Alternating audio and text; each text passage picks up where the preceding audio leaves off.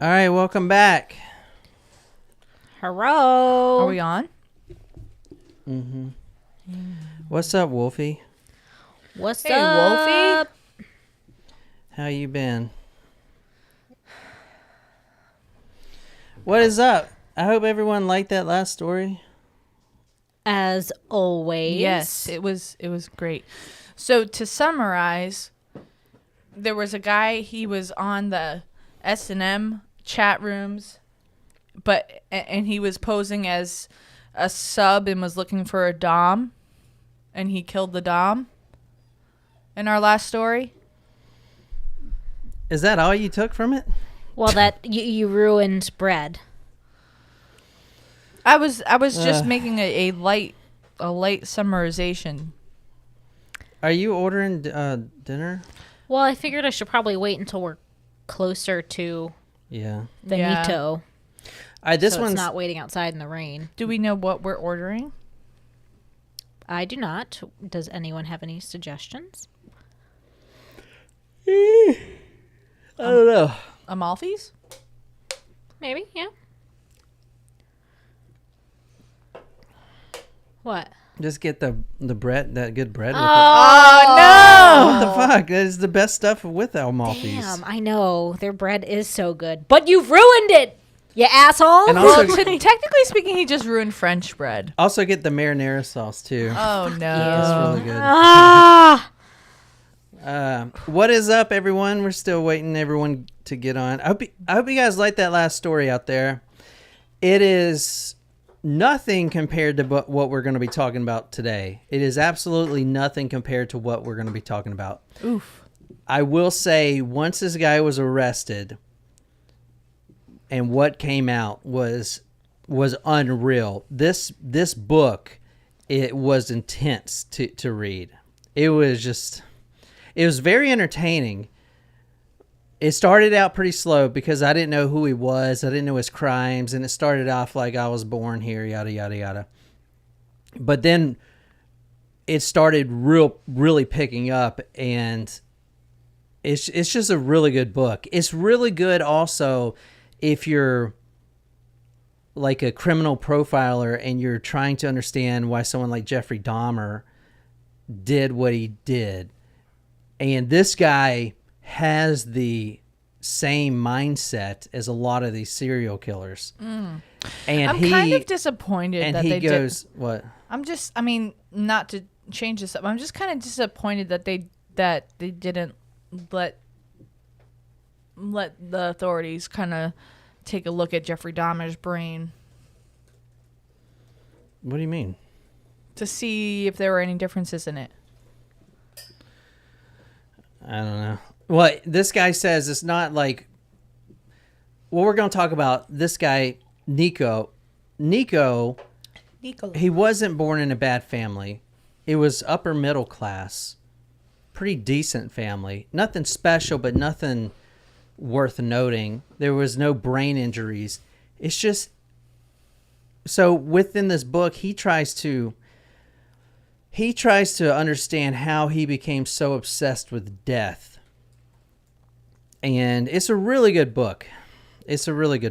So get it if you got Kindle Unlimited, it's free, so just, Anyway, last time we talked about the victim that we talked about Nico Claux. Last time we talked about Nico Claux and how he got on a subway and he shot his victim and then he soaked up his blood with the bread. And we got to do shots and stuff. What the fuck? You guys are way behind. Are we not doing the shot? It's another episode. I can go get them. Give me a second. Don't just shake your head at me. I'm not. Where was our hint for the first episode? I don't give you hints. You used to. Yeah. That was kind of like the charm. What's up, Wolfie? Shram. This is going to be kind of long. It's a lot to cover in this episode. So we're going to try to get it out in one episode. It gets pretty hard to listen to. You think I changed? How did I change?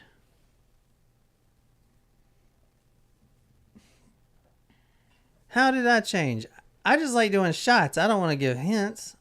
I mean, what would the hint be on this? I don't know what a hint would be.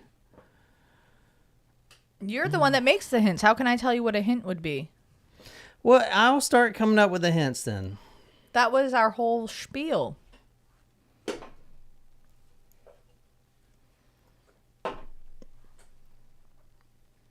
No, you're not. You're serious.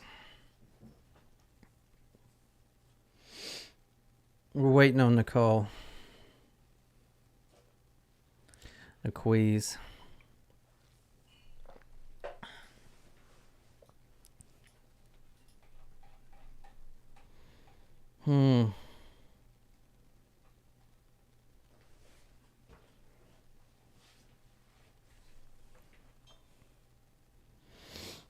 What are you drinking, Wolfie?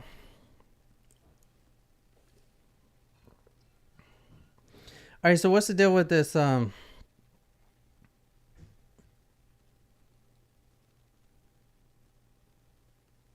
I'm just kidding with you, man.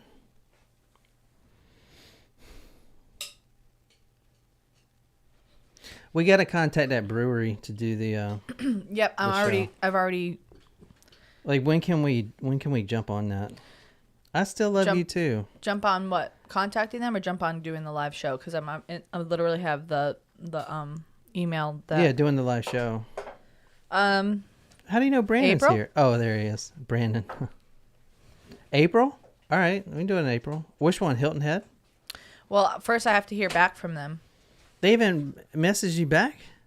Well, let's pick another one. There's plenty of breweries. Well, let's do Edmund's Oast then. That's in the area. Yeah, let's do I'll it. email him. I'll give him his Yeah, call. see if we can do it in April.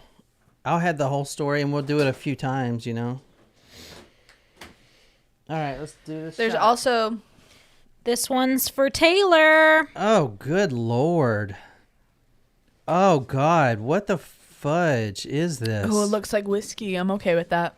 No, this does not smell right. It doesn't smell how it looks. Is this for Taylor? God. Taylor, yes. Surprise shots. Surprise shots. We don't know what they are because they're a surprise. Oh, God. I will say I do have requests coming up, so I'm very excited that I will have those ready for next week. We will have specific ones. Is this mixed? It is. Ooh, okay. Last one was mixed and it was really good. Yeah, but this is not going to be good. This smells like vodka and something. Cheers. It was vodka and something. Oh, good Lordy. I liked that. What was it? That was raspberry vodka and orange liqueur. Mine probably is poisoned. I liked that. It wasn't terrible. What did I Don't have? be a pea, John. I'm not a pea. I get pea. No, I'm just kidding. Little pea. Well, This story has fucked me up inside. you need to. I will tell you. I want to. This is why Johnny Lama is a good thing, so that you don't. Well, I mean, you are doing a lot of satanic panic stuff this week, you said. All right, let me just... I just want to advocate for your wife for a moment because Tuesday is Valentine's Day, and I know she doesn't quite care for the holiday, but you should at least do something nice for her. We will It's we will another day. probably Here's have the- an excuse to eat chocolate. There you go. Here's And we'll the thing sing to about... Stella. Let me tell you a little bit about me, Jen. I'm reading all this stuff and S&M and all this stuff. I'm a missionary man. I have perfected the missionary position. That's all we do, and I am really good at it. I don't need anything else. I'm simple, you know. When Jesus was... Can you stop talking? Because now you're involving me in what you're talking about. And Yeah, don't wanna I talk never about that. said anything about missionary or anything like that. I was just thinking like take her out to dinner, get her some flowers or some chocolate covered strawberries or like a nice bagel or, you know, something that she would really I would say a enjoy. baguette, but you know what? Fuck that now. But they do have the new. Have you been to the bagel shop? No. Near the Goodwill across from Fractured Prune. They have a New York bagel shop. They do? Yes. All right. I feel like we should go next Saturday. Well, yeah, we can do that. I can pick some up on my way here. Oh my God, I love a good bagel. All right, but before the background noise increases, I'm just kidding. Before you guys got Those two girls. let me preface this episode right off the bat. The murder that happened that we just talked about was in 1994. 3 years earlier, 1991, Bill was getting it under the desk. Bill Clinton. 1991, Nico, Claux had an impulse. Now, this is a very impulsive person, but his impulse Did he have ADHD? this one day became so obsessive, and that impulse was the following, quote, I had to mutilate a corpse before nightfall, end quote. So that's where we're starting, just to kind of break the bread. That's where... God! You ruined things for me. Wait. That's where we're beginning? That's where he started? Was just like, I need to do this now? Or was this built up over a course of time? Yeah, we're going to go back to we're going to go back to when he was, a kid. But 1991, I wanted to start with that. His obsessive thought that he has to mutilate a corpse before nightfall. So doing that, he would have to go to a cemetery. Go ahead, Jen. Say what you're going to say. I'm trying to think of how to respond to that. I guess I don't have to respond to everything. Well, you could respond by helping Nicole read some of the quotes. Okay. tonight. Oh. Y'all heard it. Y'all heard it. Don't subject yourself to that, Jen. I looked at the page there was a word that just jumped out at me and I was like, that's what he wants Jen to read. Anyway. Does it start with a C? No, it was started with an E. There you go. It's fine. I don't mind reading them because I can do the French accent and it's fine. And True. I just kind of disassociate now when it comes to reading things, so it just doesn't really matter. Like if you compare now to episode 4 with Dennis, we've come so far. whatever his last name was, I can't think of at the moment. Milton. Dennis Milton. No, Dennis Nilsson. Like there's just, honestly, totally different person. That was 5 years ago. I think I'm a worse person than I was. I didn't say better or worse. I just said different. Let's be fair. All right. So. What awaited me was not that romantic. Wait, what the fuck are you reading? I didn't tell you to read anything. I know you did. No. Oh. He did not. I didn't even start the damn story yet. He said that I could help with reading. Stop looking forward. Sit up straight. Oh my! You sound like my parents, and that's why my back isn't straight. I feel like I resented them all throughout my life for telling me to stand up straight, so I never learned how to stand up straight. So now I have kind of curved shoulders. Does anyone know how to fix that? Because I'm trying. Yeah, I can. I can fix it. Just give me one good shot, Jen. One fucking good shot. If you can fix it, I'll do anything. This will be 5 years. Actually, of I would say force. the inversion table. John tells me to use it. He uses it a lot and it helps. Does it help with posture? I think it does. Because I have a question though, and I know we have to get started. I'm sorry, but I have a sincere question. Is there anything you can do to reverse poor posture? Yes. Like naturally? Yeah. No, that wasn't my actual question. I'm sorry. My real question, I don't know why I said that question. My real question was do you guys have to think about standing up straight? Or do you just have good posture? No, I'm serious because I don't. I always slump my shoulders, but I think it has to do with my environment growing up and always being told certain things, and I had scoliosis, and there was a whole. I'm not going to a therapy session, too. but I did too. But I don't I have to think about standing up straight. Is that a thing? Do you guys have to think about having good posture? Is that something that's hereditary, or is that something that you could do without thinking about it? Because I just don't. I think over time, I think a chiropractor would help. Well, not a. Don't go to the same one that you were going to. before, but because I was doing This helps. one because I had very bad scoliosis where my spine was like kind of twisted question like mark? this. Ooh. And so it was I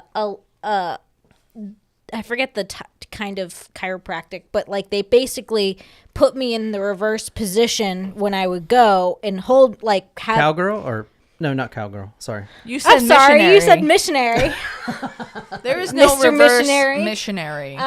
And so like they would put me there and it like helped straighten my spine back to normal. But it was that like I used to, I think too, I would slouch my shoulders up constantly. Yes. That was a big thing. My sister would always say like, why do you always do that? You always look like you're cold. And I think it was partly a defense mechanism for my how I was treated growing up as well. And I think, and Shram said it's a tall girl thing too. You may be subconsciously I try to make myself smaller. So you also may, when I was growing, like when I was in high school, I'll never forget this conversation that I had. I was in a car with a friend, and he was like, "You're not attractive because you slouch your shoulders," and it was just like, Why don't you just wear a heavy backpack? It will like there are some things that you can do like use to help remind you. And also, this quick question lasted about 15 minutes. Okay, well, we can It was discuss 3 minutes, but you can relax because this is further. the 1 3-minute segment that I'll have this entire episode. Why do you say that? You always say that. Oh, you cut me out. I cut you out half the time because you can't hear what you're saying. But now we fixed it. Okay, fixed it. I'm being All right. mean. Can we? Are we? All right. Let's go. What do Let's we go. need Let's to go. do Let's to go. make the vibe in here better? Do I we all Take good another vibe. shot. It's Fireball. fine. I'm good. We don't have any fireball. We finished it last week. Well, y'all are a bunch of puss. We Let's don't take a have it. shot for my friend Brandon. Brandon, what do you want us to take a shot of? He's up and easily, so we need Brittany said she was told something similar. She slouched so much and she thinks about it all the time. You're in good company. the first one to put a shot request in there we'll take. Oh, God If we damn have it. Straight Okay, whiskey. the second one. The second one. You said it. I'm the one that hates whiskey. I love whiskey. Hang on. Why didn't we not have the whiskey bottles in here? The first and second one were whiskey, so I don't have Jameson, but hang on. Hold the phone. Jen, I don't know. Honestly, the inversion table's worked a shit ton for me. I use it every day. I need to get me one. But I'm not, like, my back's fucked. I don't know if I told you the story about my military. You told me a little bit of it. I started having back problems when I fell out of that airplane. And, you know, after that. I don't know that story. I know about the tank. Well, so it's been the tank. doesn't I've have never feeling in been on a his tank. Then you wait. I've never been on a tank. I thought you were... He can't feel. He doesn't have feeling in his toes because his back is so fucked up. I fought a tank, like me and one-on-one with a tank. I'm just kidding. What are you talking about, tank? What other podcast you listening to? Murphy. I've got that an 8-year-old. Why is he crying like that? He's bored. He's like He's so sad. Staring at me. Well, we can old yeller him. You put more in mine than you did theirs. No. No, yours is lifted up. How's that? Talk about being Can we shut that dog up? I'll put him on the I room. swear to God. No. Everybody stop. Everyone's gonna be in a good mood after this, and stop doing passive aggressive digs at one another. I'm not. I said I can put him in a room. No, I just mean in general. I wasn't meaning that comment. What do you mean? Is everyone clear? What do you mean color balance? I don't know what that is. I don't know how to fix that. How do I fix color balance? I think I need to put Murphy on the porch because he's crying. You can hear him.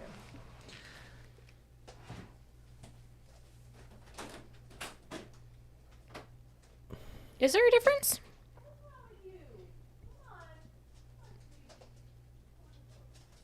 Oh, sorry. It's my. Oh, do that again. I want to see what she's talking about. Because they're supposed to be the same fucking color. And I don't know how to really work cameras. Just stay there. They look the same to me. A little different. It took me a while to figure out how to get the image this... Oh, I see it now, Shram. I see it. Yeah, you're right, dude. Yeah, I need to fix that somehow. So what color should it be? The one in the middle, right? Yeah, the middle. So who's sitting on the... You're sitting... I'm in the middle. You're in the middle. So Jen's camera color is off. Oh, okay. Fuck. Because this is a very bright blue. Jen's screen is muted a bit. I think we did that because she's otherwise looks a lot paler. And so I think we purposely made it darker. Yeah, I had to learn all about audio equipment. I sure as hell didn't want to learn about cameras. And that shit is complicated. Like the ISO limit and the whatever. I swear to God, the thing that you did to flicker thing or whatever. Peeking. I know what that the fuck peeking is because you peeked at his. There was this kid. All right, I'll tell you what she's talking about. So I looked up. I looked up how to work a camera for Livestream, and this kid who was very helpful. I mean, he was, I don't know, 15, right? Oh, I remember this. A 15-year-old kid. We all remember what peeking is, don't you? Yes. Has a video on YouTube and is very helpful. But he was talking about peeking, and peeking you can see in the screen because it's everything's kind of in this bluish outline. And I don't know what I said, but I made an ejaculation joke. Yeah, you're like playing with the cameras one night, and you're like, this guy is peeking in his pants, talking about peeking. And I swear that has been the best word association ever because I will always know what peeking is. The kid was super smart. Obviously, I didn't say that live or to him. No, you were just like, it was one night, you're like, I'm going to fix the cameras now. And we were in here doing it. And you're like, this guy is peeking. Because he was like a 15-year-old kid that it kind of, I don't know. Anyway. Shram says Jen always seems a bit white/bluer. Well, guess what, Shram? That is just my complexion. No, they could tell with the sweatshirt. That's how we started. All right. Let me see. Yeah. Oh, wait. Actually, I could fix that right here. No, that looks the same. Oh. I think the light helps. Because before I was in front of the light. Hey, Jen. No, go back. I can fix it. I actually can fix it on this. Oh, I know what you're going to do. You're going to delete me from the podcast. No, Jen. I thought we said we were not going to do any more passive-aggressive comments. Why Jen. would you even think that? Don't do it. Don't do that. Why would you even think I would do that shit? That was supposed to be faster. I don't know. Maybe it's because I've known you for how many years? 6 years, 7 years, however fucking long it is. I'm like your dad. That's why. No, we have a chemistry. Don't think so. Me and your dad go shopping for bun dildos. You have 1 year and 6 months to get rid of me because they said after 7 years of friendship, if you're friends for 7 years, you'll be friends for life. So you have 1 year and 6 months. Cheers. You should have waited. You should have waited till 1 year, 6 months, and a day from now. Oh, you don't have to do the shot thing. You said to do. It's for Brandon. The shot. Because Brandon said. Well, let's put everyone's name together: Brandon, Shram, and Wolfie. Are those the only three that are Brittany's on here? on here too. Brand Shrulfy. Brand Shram. Brand Tritney. Brand Shrifney. This is literally straight whiskey. Yes. Yes. That's what he requested. Is Correct. Oh, well, that was better than the last one. I like the last one more. I just like alcohol. Yeah. In 1991. That's when we were born, Nicolas. Oh, no, I was born in 1991. You were born in 1990. Yeah. I'm robbing the crades. No. Hey, everyone, John's birthday is coming up, so send him a card. No, I don't want a card. I told Send you him what. a card, but put something in the card, like money or What something. did I- He likes that. I like money. What did I tell You you? can even draw out. You know what I did the other day at work? We needed $5 for something. I literally drew Abraham Lincoln on a piece of paper and was like, "Here's $5." Jen, what did I say when you asked me what I want for my birthday? You said to sit in your room alone. Okay. And Wolfie's gonna send you a monster dong. She says, but that made me feel really sad though. I'm a sad guy. But I love you. Like, I don't want you to be alone. Like, I guess if that's what you want, that's fine. Yeah, but that's what I like, want. Technically, he can never be alone because I'm here. Yeah. Like, whether he likes it or not. yeah, contractually, Yeah. you're Yeah. obligated to be with your wife. Yeah. legally. Yeah. But like that, I don't know. Like, I just felt really sad when you said that. All he wants for his birthday is a big booty hoe. Oh, Brandon God. says. A big what? A big booty hoe. It's a song. Oh, Yeah. big booty. All I want for my birthday is I a do big like- booty Booty hoe. hoe. I do. When I used to look at girls, I would always look at their butts first and imagine the butthole and stuff. Tickle bitties. Ew. Tickle bitties. Ew. I'm a butt man. But Really? Yeah. That's I don't really have a butt. I don't either. I have an old man ass. I got tatas.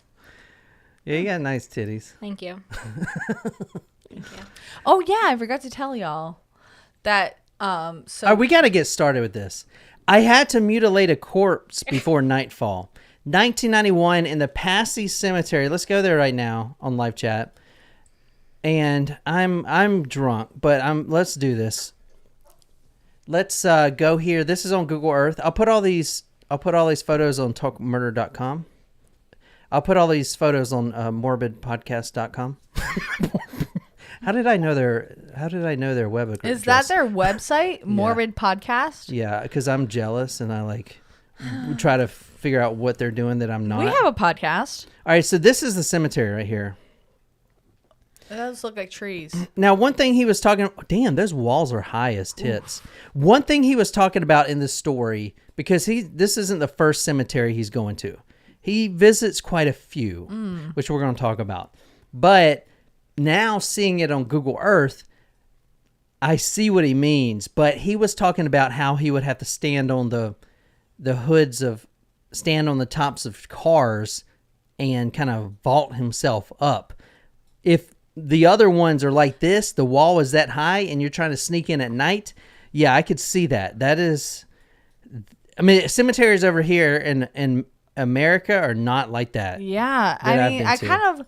First of all, I mean, I look at kind this of like bitch. that the walls are around the cemetery, so you can't just like see that. Number one. Number two, like that's a lot of effort to like vault yourself into a cemetery. You must have an undying lust I see for what you did there. what you're about. Like number three, why wouldn't you just like visit them in the daytime or try to figure your way how to get into there during the daytime? Well, how are you going to mutilate a corpse during the daytime, Jen? Well, you don't have to go in during the daytime. You just have to figure out how you're going to get in during the daytime. Now, some other cemeteries, one we're going to mention, Like leave a door unlocked or something. a door, Well, how do you get You in mean during the daytime? a gate. Sure. Same thing. Whatever. I don't get in because I don't believe in dead people. What the fuck? Y'all are special. All right. We are going to talk about one cemetery he visits because specifically a certain door. Jim Morrison. Oh, yes. Fuck yeah. Shots. No, you cannot drink anymore. No, don't do it. No, Come on, you come on, know- come you on, now and touch I me, both babe. know that you are not Can't going to you finish. see that I am not afraid? Oh God. Oh, shit. Sorry. What was that promise that you made? There you go. How can you tell me what Don't be a she puss. I hate said? whiskey. I don't give a fuck. What was You're that not going to promise be able to that even you finish the made? story. How much you want to bet you ain't going to finish the story? All right, drink half of it because I've got to at least start the fucking story. Well, I can drink the whole thing. You gotta tell the story. Wolfie goes, John, you still got to deliver on this episode. Yeah, don't give him the bottle back. No, nope. Have you guys ever? There's some episodes I'm really drunk and like I speed my voice up so I don't sound So like. that's why, because I was listening one day and I was like, is this on 1.0 or 1.5? I was like, this is quick. Why? He doesn't talk that fast unless I slow myself down when I drink. All right, so yes, Nicole is right. We're going to the. I'll take half of it. Cheers. Wolfie, you come anytime you want. You can stay with me Because I don't want to volunteer John and Nicole's abode, but I'm sure they would volunteer Absolutely. it themselves. But you can come stay in our location. I'm gonna sip on this because I'm not. I ain't. She had 3 margaritas yesterday. I got drunk. I also had 3 old fashions yesterday. How come you never get All right, drunk with me? Jen, Because I always get drunk on Friday nights, apparently. Jen, there's a lot of stuff here. So Nicole's right. He does go to the cemetery of Jim Morrison. Oh, yes, he is buried in France. In Paris. That was really great that you knew that. Why is he buried in France? Because though? that's where he died. Oh, gotcha. In the bathtub. He wanted to. He was 56. So. I thought he was younger than that. He might be, but I'm pretty sure he was 56. I That's think the number. Nico, I do not think that is right. Oh my He was like in God. his 30s. Yo, please. He was young. Or was he the 27 Club? I'm going to literally He do was this. in the 27 Club. Oh my gosh, I just Dude, ruined what the the fuck? 27 I'm Club all right, theory. Sorry. Stop, Jen. I'm literally going to do a whole episode on bread if you guys don't be quiet. All right. Fuck. He wanted to behead a corpse. Does anybody want me to interview this guy? I really want to interview him. Who, Nico? Yeah, Nico. I thought he was going Is to he say Jim accepting? Morrison. Is he accepting interviews? Like, Hell yeah. so he's not in jail? Do you think he should be? Yeah. He wanted to behead a corpse and place it in front of the Joan of Arc statue at Notre Dame Cathedral. So he had this obsessive thought, which a lot of his life is obsessive, impulsive. I've got to mutilate a corpse before nightfall. I'm going to take the head. I'm going to put it in my knapsack, in my backpack. I'm going to go to the Joan of Arc statue at Notre Dame Cathedral, and I'm going to place this severed corpse head on top of Joan of Arc's head at the cathedral, which would be fucking epic. Yeah, but did he think that corpse heads work like masks? Like, you can't just, like, there's meat and bones and stuff in there that you can't just Or on put a statue. Put on top. He was going to try to sit it on top, maybe. Early 1991, he sneaks into the Passy Cemetery. He jumps over the fence. This is at night. And as we're going to get into later, he is very familiar with cemeteries, how to break into cemeteries, how to, for instance, a lot of the mausoleums, which I've never been in one, but apparently in France, especially where he was haunting, these mausoleums, if I'm saying that right, Mausoleums? these mausoleums, they are like 1 and 2 stories. They're like 1 and 2 stories. They have like artist painted photos in them. They're usually locked for decades, and they're gorgeous inside. You know, spiral staircases and all of this stuff. I've never seen anything like it, so this story was definitely new to me. But he knew how to break into those locks. He trained himself to be a lock picker, especially with those old tumbler locks. So if someone died that was, you know, like Jim Morrison or whatever, obviously he's in the mausoleum, not in some just grave. But so he would have this old tumbler lock, and usually, since they never get opened, they get all rusted and stuff like that. So this guy, Nico, would sit there for hours and practice trying to break into these mausoleums. Sorry if I'm saying it wrong. I don't know. Yeah, I think you were close that time. Close, yeah. So at this time, he broke into the Passy Cemetery. Now, this is just one event, a 1991 event that I'm starting with, completely random. But he wanted to behead a corpse, place it on the Joan of Arc statue at Notre Dame, and he gets in this mausoleum. He breaks in, and everything's going as planned. No one's around. These cemeteries do have a night watchman. They have their own little tower. But as you just saw in the Google Earth, these things are huge, and no one's going to be there at night. They close at, 9 at night. So I doubt they even do checks. I mean, if you were a security guard at a grave, at a cemetery, would you like walk around at night and check the fucking Like I I mean, would, like not that hard. I would probably just walk around. Yeah, but you're walking if around- there's something to see, there's something to see. a bunch of dead people. Like a lot of people will be they're like in the ground though, so Their bodies are in the ground, but Yeah. their spirits walk the earth. Do we So- have to go over the ghosts again? he breaks into this random, we don't know the victim's name, just one of many that he's going to interact with. He breaks into this crypt, and it's this woman of unknown origin, French woman who died whenever ago, he doesn't even know. And he goes to behead this corpse. So he pulls back, as he was talking in his book, they have almost like a shroud over him, like a veil or something. He pulls that back, and I'm doing the accelerated version.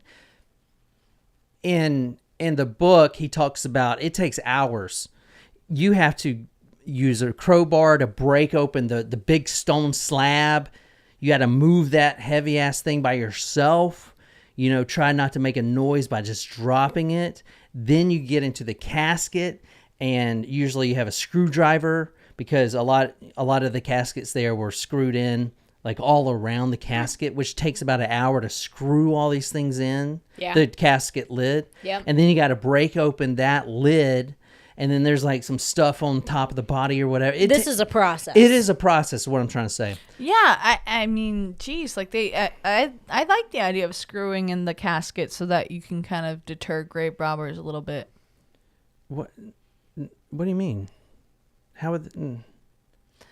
No, just the casket lid. Yeah, so that would deter a grave robber for a little bit. Oh, okay, yeah. Yeah, It's a lot of effort. Somebody's got to be really damn determined. that's what I'm trying to get at. Yeah. That's what I'm trying to get at. I mean, he spent hours doing this, and he finally gets to the woman who has been deceased for a year, let's say. Her body is almost shriveled away. She's still got the skin just kind of melted to her. And he looks in his backpack. He opens his backpack and he goes and grabs the saw. However, on this particular night, on this one event that I started with, he has forgotten to pack his saw with him. And he's sitting there. Now, this is dark. It's dark, and he's got a little flashlight, but he's just so mad at himself. He just spent 6 hours getting into this place, opening up the crypt, getting the lid off, the big slab, then unscrewing the lid. Finally looks in his bag, doesn't even have a saw, which reminds me a lot of Ed Gein, because Ed Gein never took a saw. You remember what he did? He just kind of wiggled it back and forth until it snapped off. Oh, Eddie. Anyway, he is so upset this one night, so upset at himself for leaving this saw behind, that he takes the screwdriver that he has just used to open this random cadaver's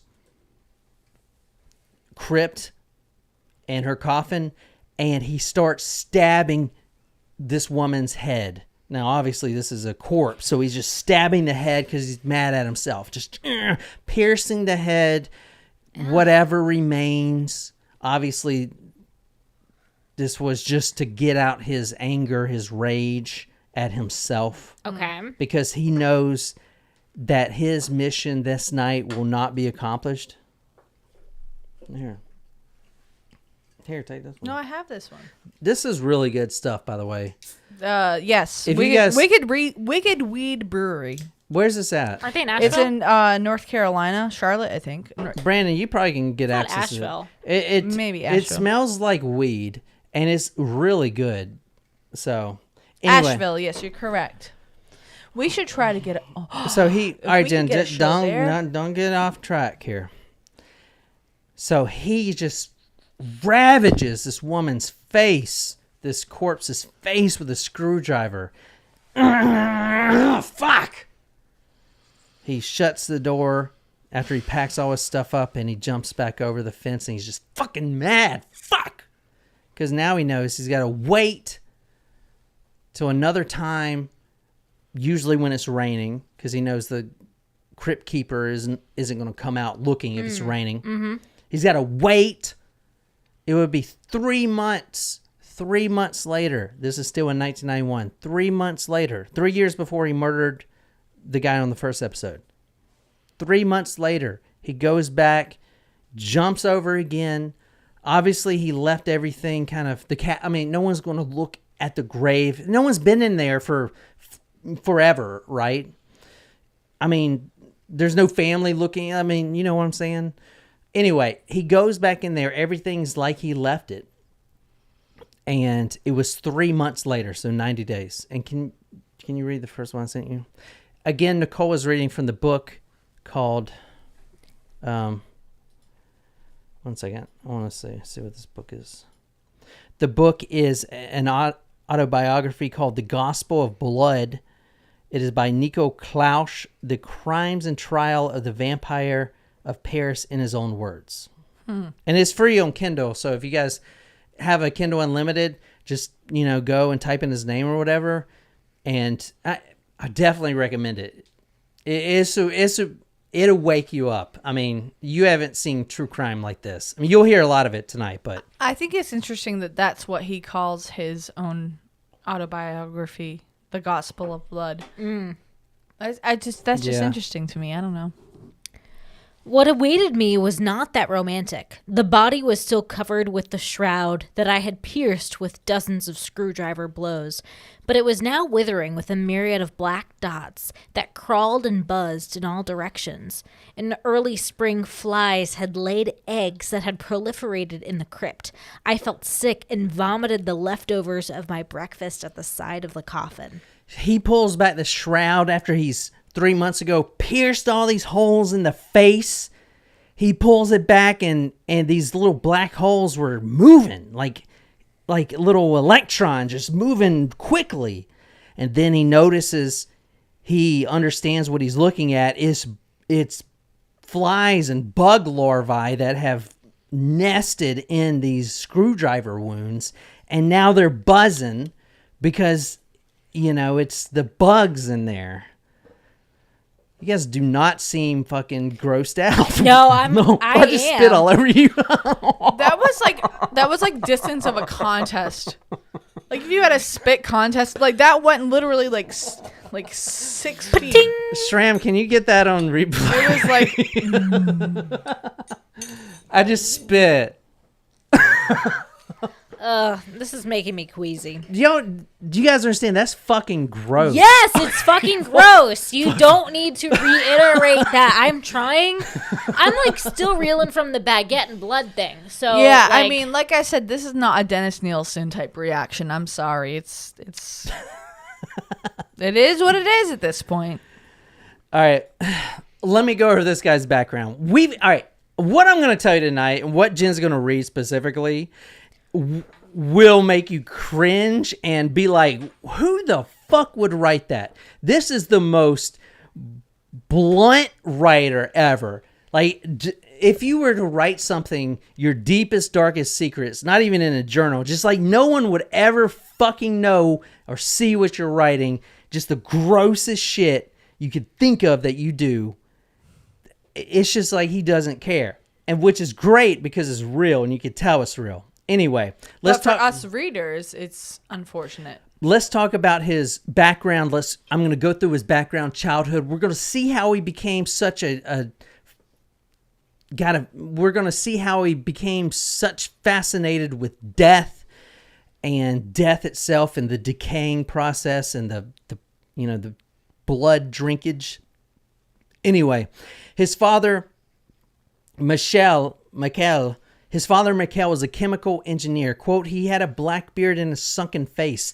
The yellowed photos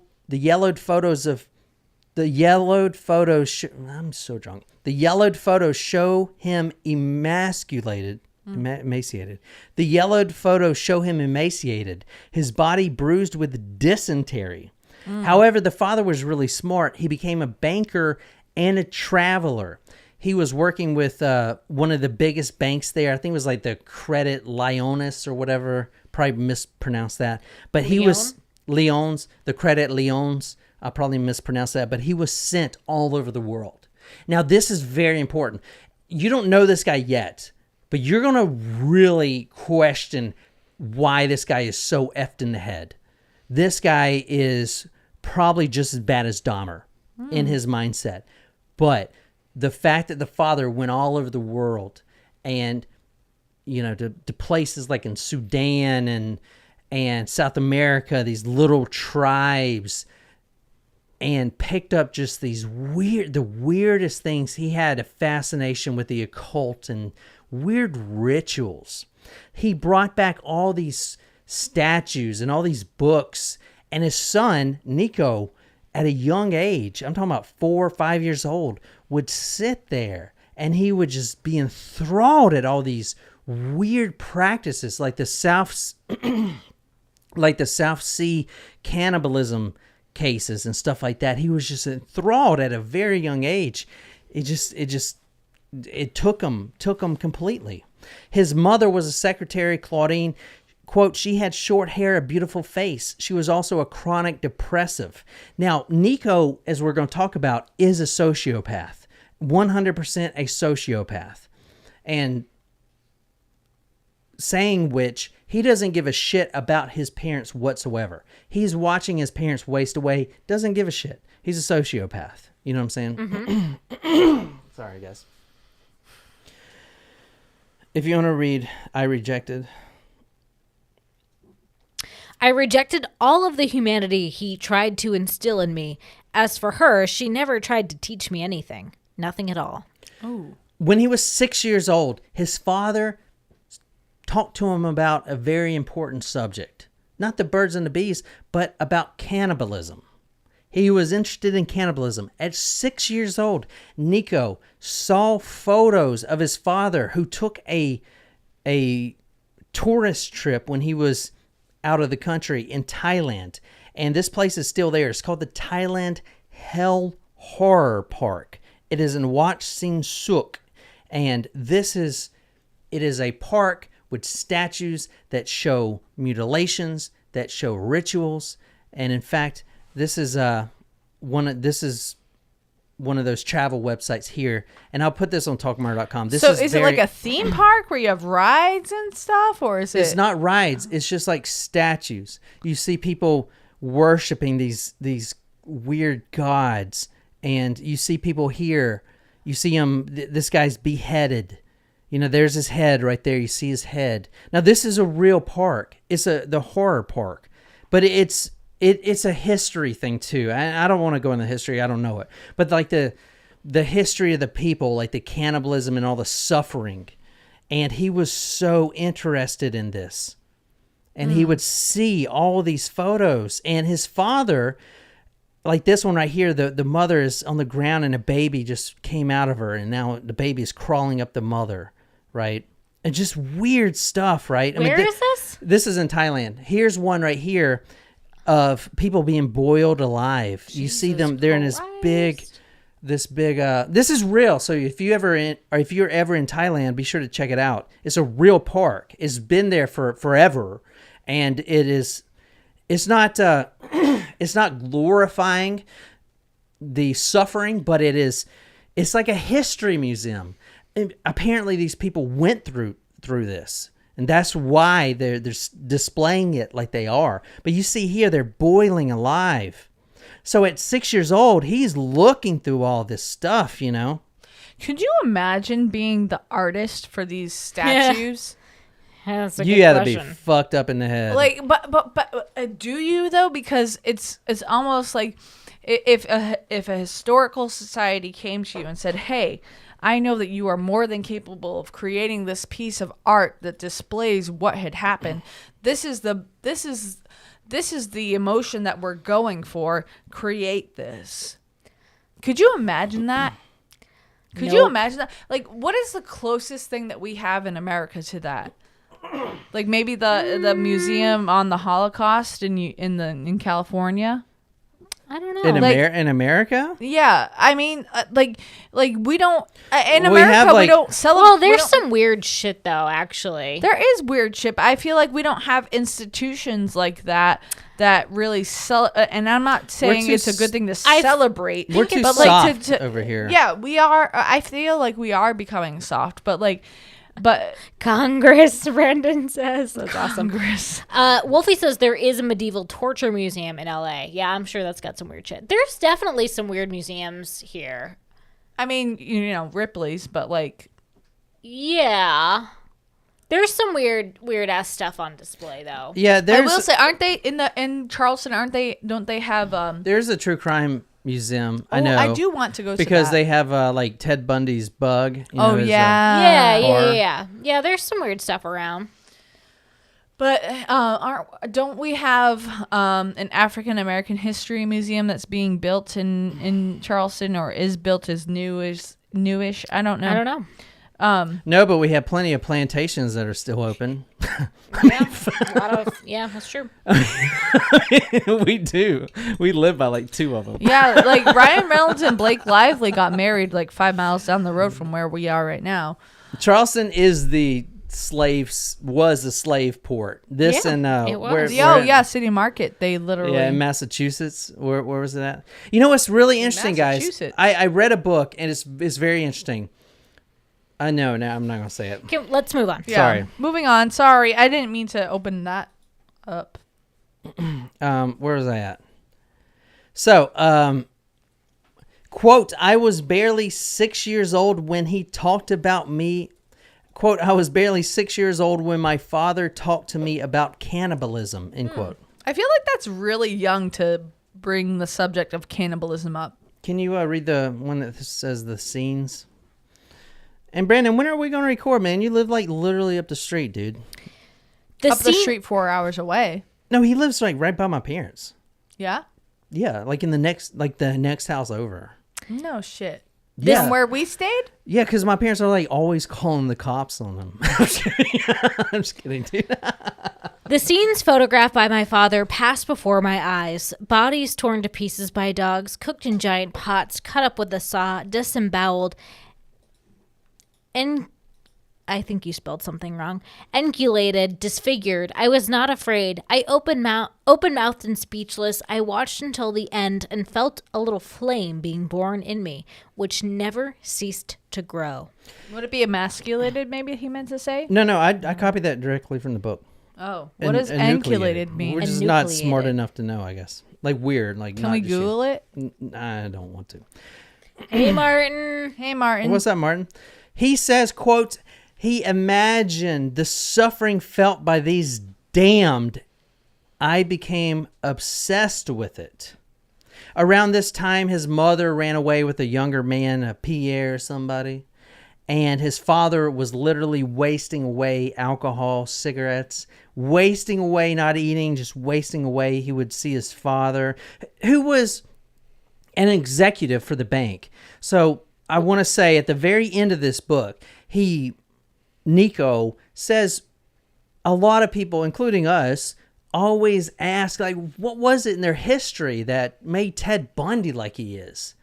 If you want to know what it was, read the last chapter of this book. It will tell you. It's not something in their past. It's something they just have. They have this weird... It's like a different life. I don't know. I'll try to talk more about it. I know. Is that why we're talking about the bundalo? Hold on. Let me. Bundalo? No, we'll talk. We'll get to that. His high school year, he was a loner. Now he's not a bad-looking dude. You saw him. He's a good-looking dude. Yeah, I thought he might be a model in the grunge era. Yeah, I mean, he had the whole black wearing and the whole pouty face kind of thing, but. I mean, he was a good dude, but he was a loner. I don't know about that. Yeah, I would have to argue with that. But I mean, growing up, you might not know. Did I say good dude? I didn't mean yeah. I meant good looking dude. That was a very important word. Yeah, those are two different things. But during his first years, he started developing these obsessive thoughts and he would say this, and I believe he has borderline personality disorder because I also kind of have thoughts, but not of this nature. They're called intrusive thoughts that they're always there. So when I go out, I always play these scenarios about, getting shot and stuff like that, war stuff. But anyway, intrusive thoughts don't necessarily have to be about that. They're just ones that are that keep bothering you. Yeah. So he had these intrusive thoughts at 12 years old. He's in his grade school. He's in grade school having intrusive fantasies about murdering his classmates. He became obsessed with it. He started looking it up in libraries. He found true crime. And he said, quote, I didn't want to understand the motives of the killers.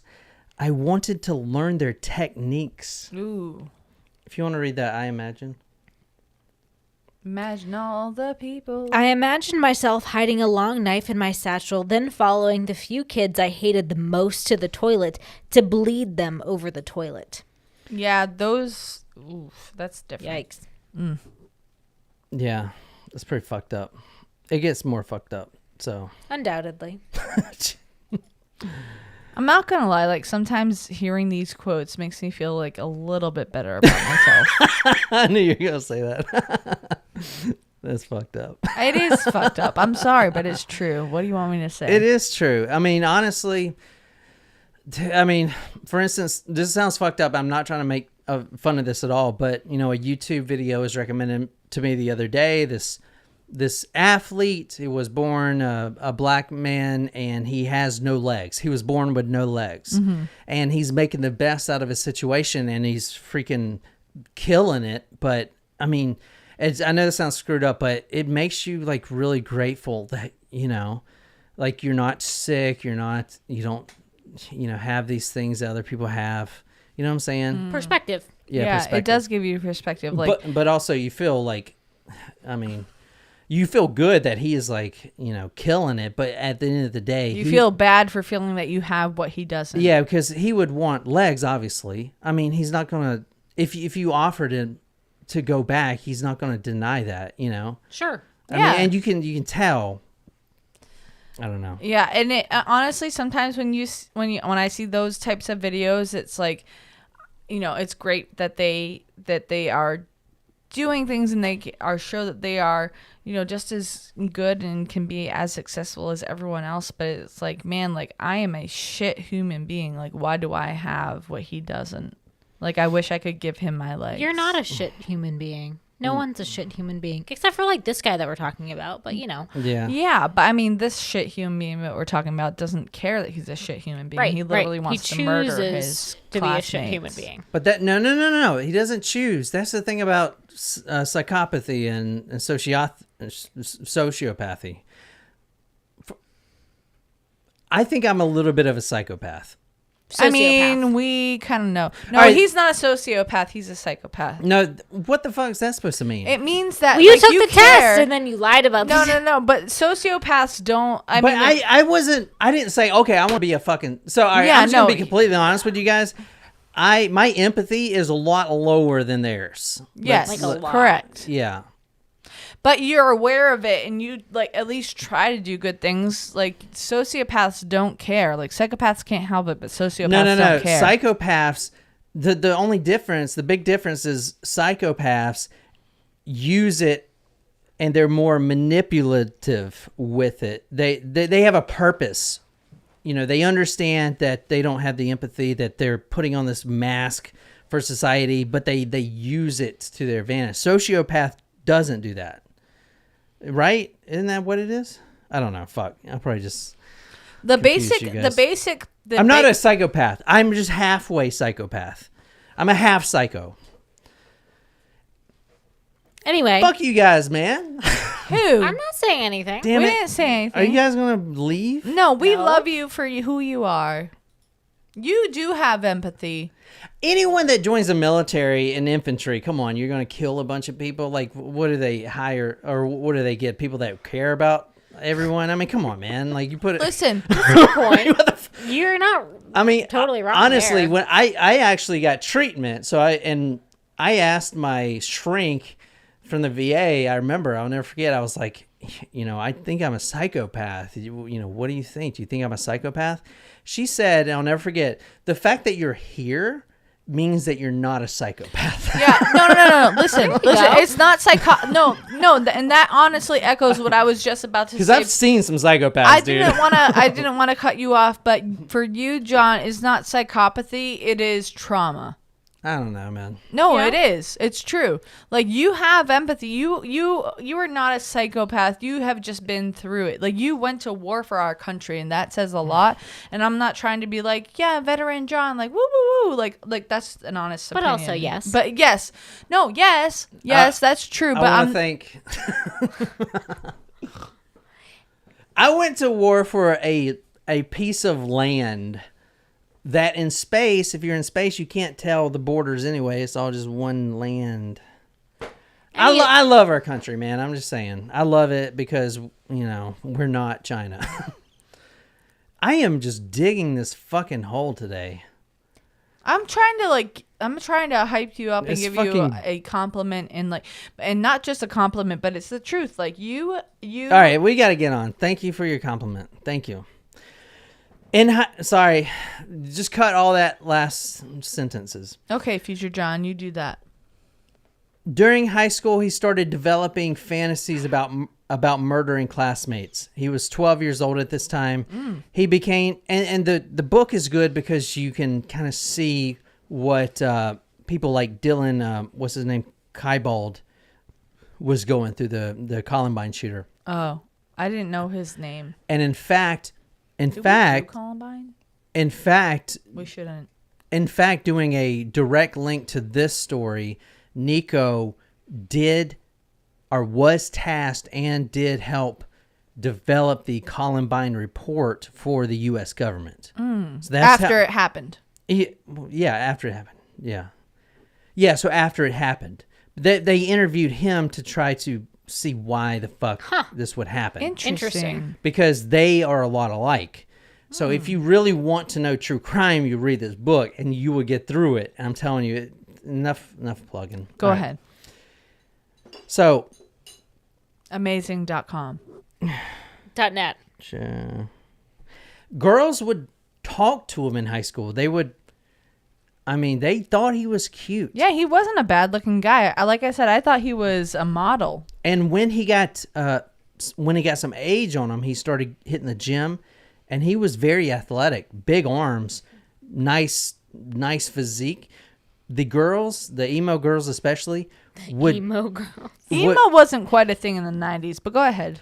The girls would talk to him, try to start a conversation. They would be awkward, but they would try because they wanted, even though he was such a kind of a loner and weird, they were really attracted to him. But he would always steer the conversations to what he likes. And at this time it was, quote, self-injury, funerary art, or fetus collections of the Masons Effort Veterinary School Museum, end quote. So after that, obviously that kind of turned the girls off a little bit. Yeah, I would say. But he does very good in the department of having sex with females. Like a lot of classmates, a lot of girls, teenage years. He's not, he goes through a lot of them, but like a lot of people like him, he can't stay erect if he's not, choking someone to death or something. If missionary doesn't work for this guy, I'm just going to say, we are not on the same level. No. Yeah. So now, has anybody out there seen American Psycho or read the book by Brent Ellis? We have seen the movie. I have not. With Christian Bale. Mm-hmm. The premise, very in simplistic terms, this Wall Street's broker, Christian Bale, he is a successful, he is in New York, Manhattan, I believe, and he is a psychopath. And this was really when the term psychopath was really taking root. Yeah, in the 90s, I feel like psychopath was like a vocab word. So American Psycho, the book was written, it was like the first book written based on this term psychopathy, which was, I think it was, that term was like invented in the 60s, right? So this guy, like a lot of horror writers, they take what's in popular culture and they kind of make a novel about it.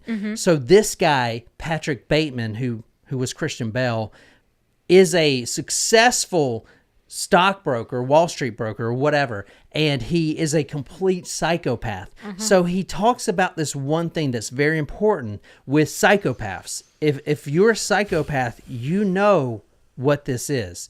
It is called a mask of sanity. That is what Brent Ellis talks about. That is what Nico Claux had to learn when he was very young as a psychopath, sociopath.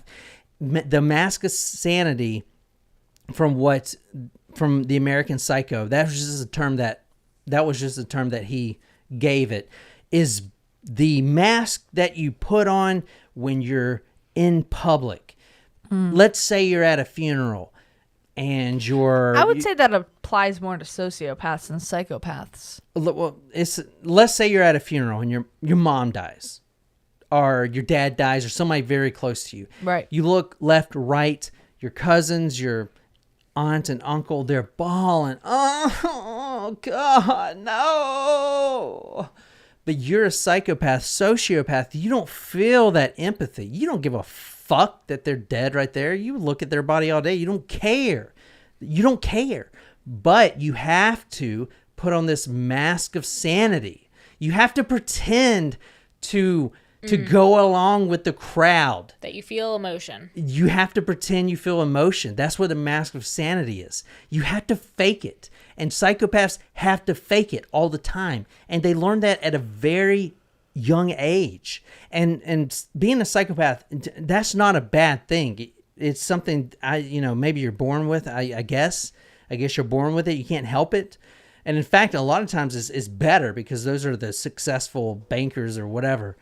But you have to learn that you have to care and show empathy when other people do, or they'll look at you like, what the fuck's wrong with you? Why are you not crying? Why don't you care? What are you, some kind of fucking psychopath? Well, yes, Did I go way too far in that? No. I'm a little drunk. No, I'm sorry. keep going. No, you're good. He was a loner that wore all black, like I said. One of the Like things, Johnny Cash. One of the things that got him into the serial killer culture, which he knows a lot about. He knows a lot of the cases that we've covered, which is great that we're doing this now, because reading this book, if we first started, we wouldn't know who he's talking about, but he talks about a lot of these guys. A magazine he found in his bathroom trash can when his uncle was staying at the house was this magazine right here. This is the exact magazine. It took me a while to find the exact one, but this one is from when he was 12 years old. The magazine's called Photo. It is not true crime, but it's kind of like a gossip column. It's like a Playboy.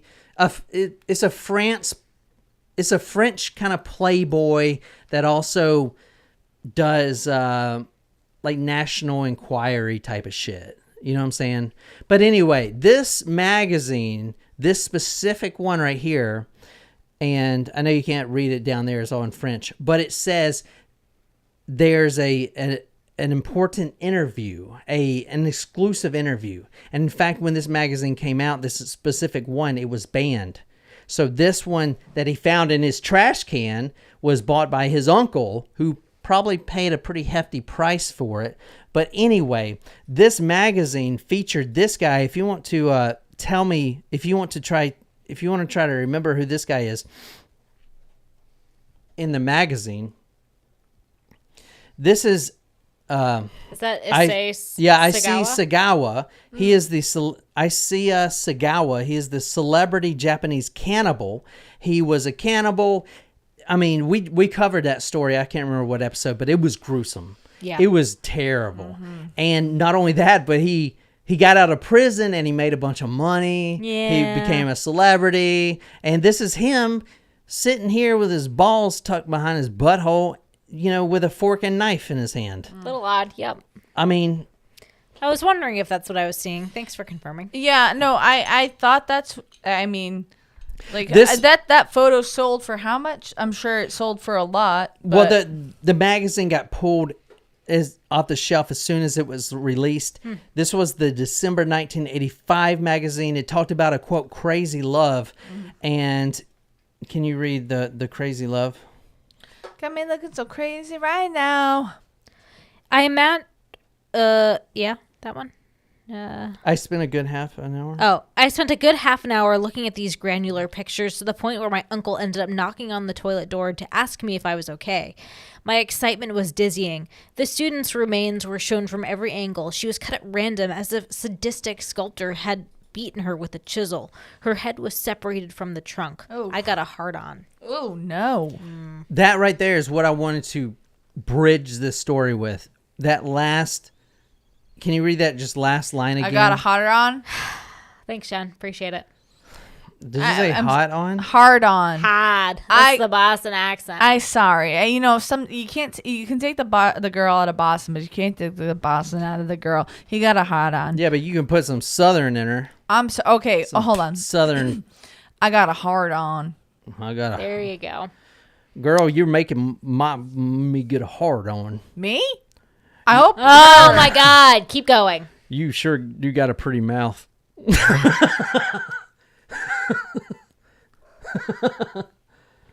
Just don't tell Grandma we're doing this.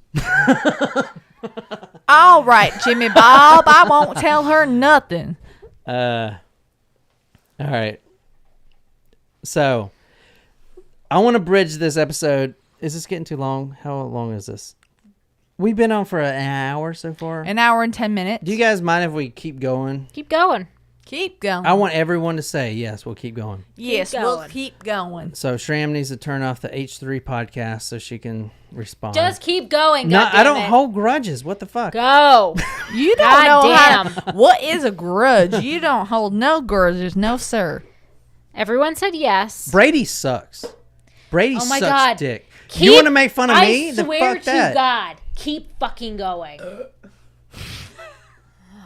God. Are you fucking serious?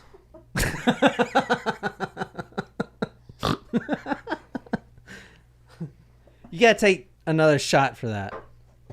Can I pee Nope. first? Nope. Go. No. Can you just lock the door when she leaves? I don't have to come back. I No. thought we were going to be done with the passive aggressive comments. We want you back, Jen. You too. Change the thing. I don't even want to just. I'm done. This is like 75% of our podcast, Nicolas. We have not noticed this yet. I cut all this shit out. The podcast is like 20 minutes episodes. The podcast is John and you talking and me making my comments, and then like he'll cut it out. But it's okay because my comments are not required. And that's not passive aggressive. It is passive aggressive. No. I don't mean to be passive aggressive. Well, you are being passive Dude, aggressive. you've been saying I've been cutting out your shit since episode 1. You are more than welcome to edit this shit. I skip forward a lot of shit because, like you guys, I don't know why you guys listen to this, but imagine me having to listen to this shit and edit it. So I have to listen to it twice, at least twice, before I put it out. Okay, are you done now? So you guys are in my fucking head Are you all done? goddamn day. Love you. Not apologizing. We love you. He started getting into role-playing games like D&D. Oh, D&D is a role-playing game. Yes. Oh, yeah, it is. He started getting into Dungeons and Dragons, which is a role-playing game, and also the Call of Cthulhu, which I gotta show this. I gotta show this off one more time. I don't think Brandon saw it.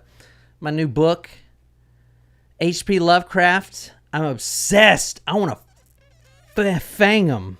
H.P. Lovecraft is from Providence. Did you know that? Yes. That's fucking bang at the same time. Fang him. I want to fang this guy. Does that mean two guys fucking at once? Oh, Nicole and I came up with a good. This is gonna be really quick, but they should change the word marriage because you know how the divorce ratio is like 80%. Is it 80 right now? That's Yeah, literally, really it's high. fucking really high. I feel It like used to be that's not 50. an accurate statistic. But change the thing so it's not. Oh, let's get married. Shram, are you listening? Let's not get married. Let's change the word to entrapment. Right? He's gonna want to do it. Will you entrap me? Like, bended knee, will you please entrap me for my whole fucking life? Thanks, asshole. Tell me how you really feel. Y'all are being mean. No. He became a dungeon master, became obsessed with horror movies, vampires, and etc. He started to replay a scene from a Zombie 2 movie. And we've done killers like this before, but they just get obsessed with these horror scenes. Now, this guy is 12 years old. He's in high school. His friends... In high school at 12? I mean, whatever. He's in grade school. You know, there are emos and people that are into black metal and death metal. He doesn't give a fuck. The thing about this guy is he looks at people that do an S&M. And for instance, S&M, what he talks about, okay, it's basically two consensual adults. Okay, yeah. Oh, don't go too hard. Oh, that hurts. But yeah, just back it off. No, not with this guy. I just drank that shot. I didn't even think about it. Okay.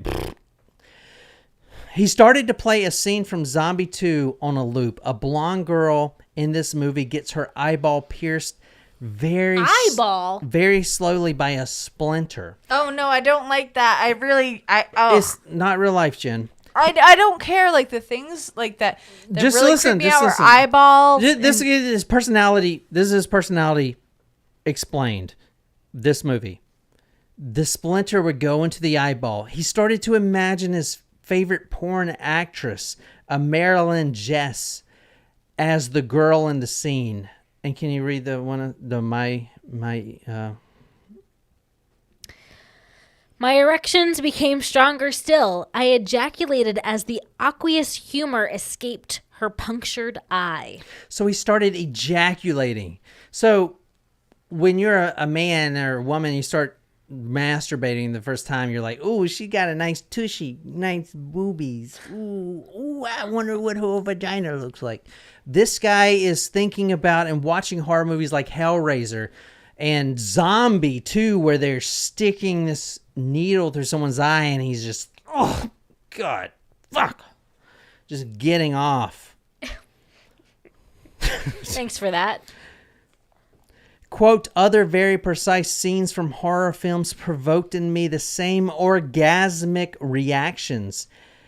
In Tenebrae by Dario Argento. If can you read that one? I don't want to read that. It's terrible. Who? Me or her? I do want to say real quick that is it Spain or France? He's in France. No, Italy.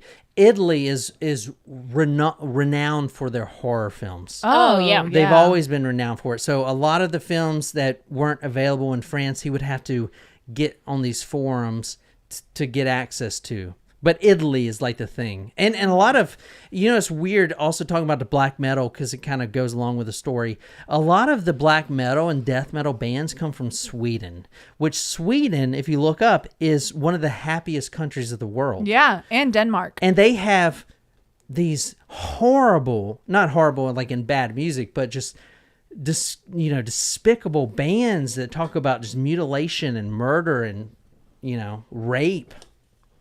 Here, Jen. Thanks. I'll have to take a break in a second, but... Other very precise scenes from horror films provoked in me the same orgasmic reactions. In Tenebrae by Dario Argento, a woman had her arm amputated with an axe, and an endless squirt of blood splashed her blouse and white walls of her house. I flooded my handkerchief with cum. Thank you for reading that. Hey, did you hear that, Wolfie, or did you already sign out? If you're going to sleep, I wanted that to be in your head so you have nightmares. You're terrible. I'm just kidding. So you see that he's Wolfie did call. He was like, she's like, I'm going to call it now. He's going to put his dick in something. She said that like 30 minutes ago. No, even worse. She goes, I hate you. We're getting down to, it's getting even worse. How? In the movie Cannibal Holocaust, a mud-covered savage rapes a woman with an oval stone, Quote from Nico Claux, I ejaculated into my palm.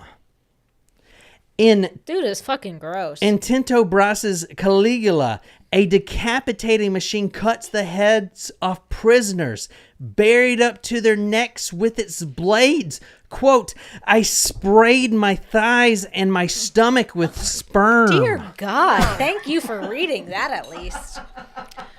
I know, I don't like that. I do not like that. Oh, Brandon has an interesting fact about that movie. Cannibal Holocaust was a movie that caused a court system to charge them with murder because they couldn't believe it was fake. Oh, shit. And they proved it was all fake. Did you see that? That's crazy. Did you see that movie? I've heard it before. No. But I've never watched it. So a Cannibal Holocaust is a movie, but it's not based on the Holocaust of 1940s or World War II. It's based on like a Holocaust of cannibals. Are they killing the cannibals? Or are the cannibals killing people or eating? I'm just confused. Well, to answer your question, I will say nothing related. This story gets way worse. So, Wolfie, you're gonna have to catch it on the podcast. I'm just kidding. I love you. But this, I'm warming you guys up. This gets fucking bad, dude. I mean, How are we not at the bad part? he hasn't even started working in the morgue yet. Jesus Christ. How many parts is this story? Because, I mean, dang. I'll fucking go all goddamn night. I know you will, but I have to pee, so hurry up. Go ahead. No, I don't want to leave. Go ahead. Quote, I sprayed my thighs and my stomach with sperm. Yeah, that's where I make my exit. Yeah, just he's just going As to talk someone about who's never been exposed to sperm, I will make my exit at that. He's just going to talk about semen for the next 50 minutes, I bet. Well, I'll take my time. All right. Brandon, I have a question for you. So, has anyone out there seen the movie Phantasm? Oh, you mentioned this last night before I fell asleep. If you have, let me know. This is it's a great movie. It's kind of a I think you watch it every October. it's a horror movie, but it let me just look up the synopsis of it real quick without giving anything away. If you haven't seen it, I definitely recommend it. But the reason I'm saying that is because it's really important with this story. One of the main characters, the villain, I guess, is an undertaker. So let me Phantasm. So he is like the main villain, and he is real scary looking. He's huge. This is him right here. And I don't know if you remember this movie. It's really hard to. I do remember. It's one of your favorites, right? Phantasm. It's me and my brother used to watch it all the time. But something with a clock. This is the movie right here. This is The Undertaker. Now, the reason this is important, and this guy specifically, it's a really freaky movie. It has otherworldly aspects to it, like other dimensions, and I can't even really remember the premise, but this Undertaker, he is harvesting souls or something like that for demons in the underworld, something to that effect. But anyway, this character right here, the Undertaker, had a very profound effect on Nico as a young teenager. Very profound effect, which is why you're going to see he desired to work in a morgue. Because who wants to work in a morgue? Like what teenager says to themselves, "Oh, I have to work with dead bodies." Yeah, not for me. Dead bodies freak me out, actually. Like a lot. Like I'm sure a lot of people are very uncomfortable with death, but I think a lot of people kind of get used to going to wakes and funerals, and I don't know if it was because my first experience with wakes and funerals was not until I was in high school, really. But it always made me just super fucking uncomfortable. Was seeing a dead body? Yeah. Like at a wake, open casket type thing, like it just really, really made me uncomfortable. Anytime, I don't know. See, I'm different. All right. I'm gonna be completely honest, dude. I've seen a shit ton of dead bodies. It does not affect me. But for instance, when our dog Luna left, that really broke my heart. Yeah. Right. So I know I'm not a complete psychopath, but it's weird that I don't have any empathy for humans, really. You know what I'm saying? Especially because I've seen, like, even my family, like my grandpa, I've seen him, you know, in his. You're not the one you met, obviously my paternal one. But like I've seen him in his casket and stuff like that. It didn't really affect me. It just like really weirds me out that is, I don't know, part of like human culture. Like observing a dead body. I don't know. Well, so I think both of my parents want to be cremated, and like that kind of makes me sad, but at the same time, I mean, I guess because I've in my family never have dealt with someone who has been cremated. I mean, one of my grandmothers was cremated, but I guess in like for my person, like, I don't know, I would expect someone to be laid out. I was saying, I think maybe it was because my first like funeral or and like experiences were not really until I was in high school.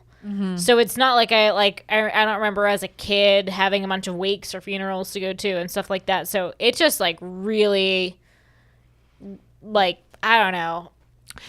It really freaks me out. Like I remember when my grandmother passed a couple years ago. Blanche, R.I.P. No, because I was actually overseas when that grandmother passed away, so I couldn't even go to her funeral. Other grandmother, right before COVID, and I just remember being like, I feel like I could barely even look at like her body presented, just because it's just, to me, it's just weird. Like that part of like Catholicism and shit like that, and open casket wake stuff, I'm just like, nah. I've been to a lot of them growing up, like, and that was what I didn't at all. Yeah.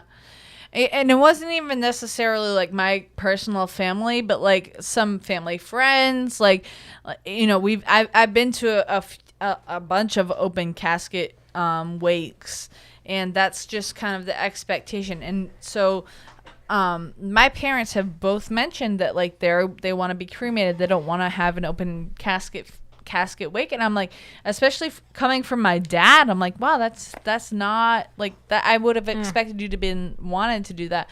I mean, obviously don't have their will and testament in front of me, but like just recently talking to them, I mean, I don't know. Like, I don't want to think about that right now because they're my parents, but you know, I guess I'm ready for it, but not at the same time. I don't know. You know what I mean? Like, yeah. All right, let's move on this really quick. If you want to order the food, you can. I don't know what I'm ordering. Well, what do you want? Pizza? I don't care. Whatever you want. Just order something. I'm going to need to get my battery charger, actually. All right, we're going to go through this quick. So, at a young age, he did see his grandfather pass away, and I'm just going to kind of go through it a little bit. At the funeral, quote, he gave off a muffled energy as if his whole soul was trapped in the shell of dead flesh and silently screaming for help to escape.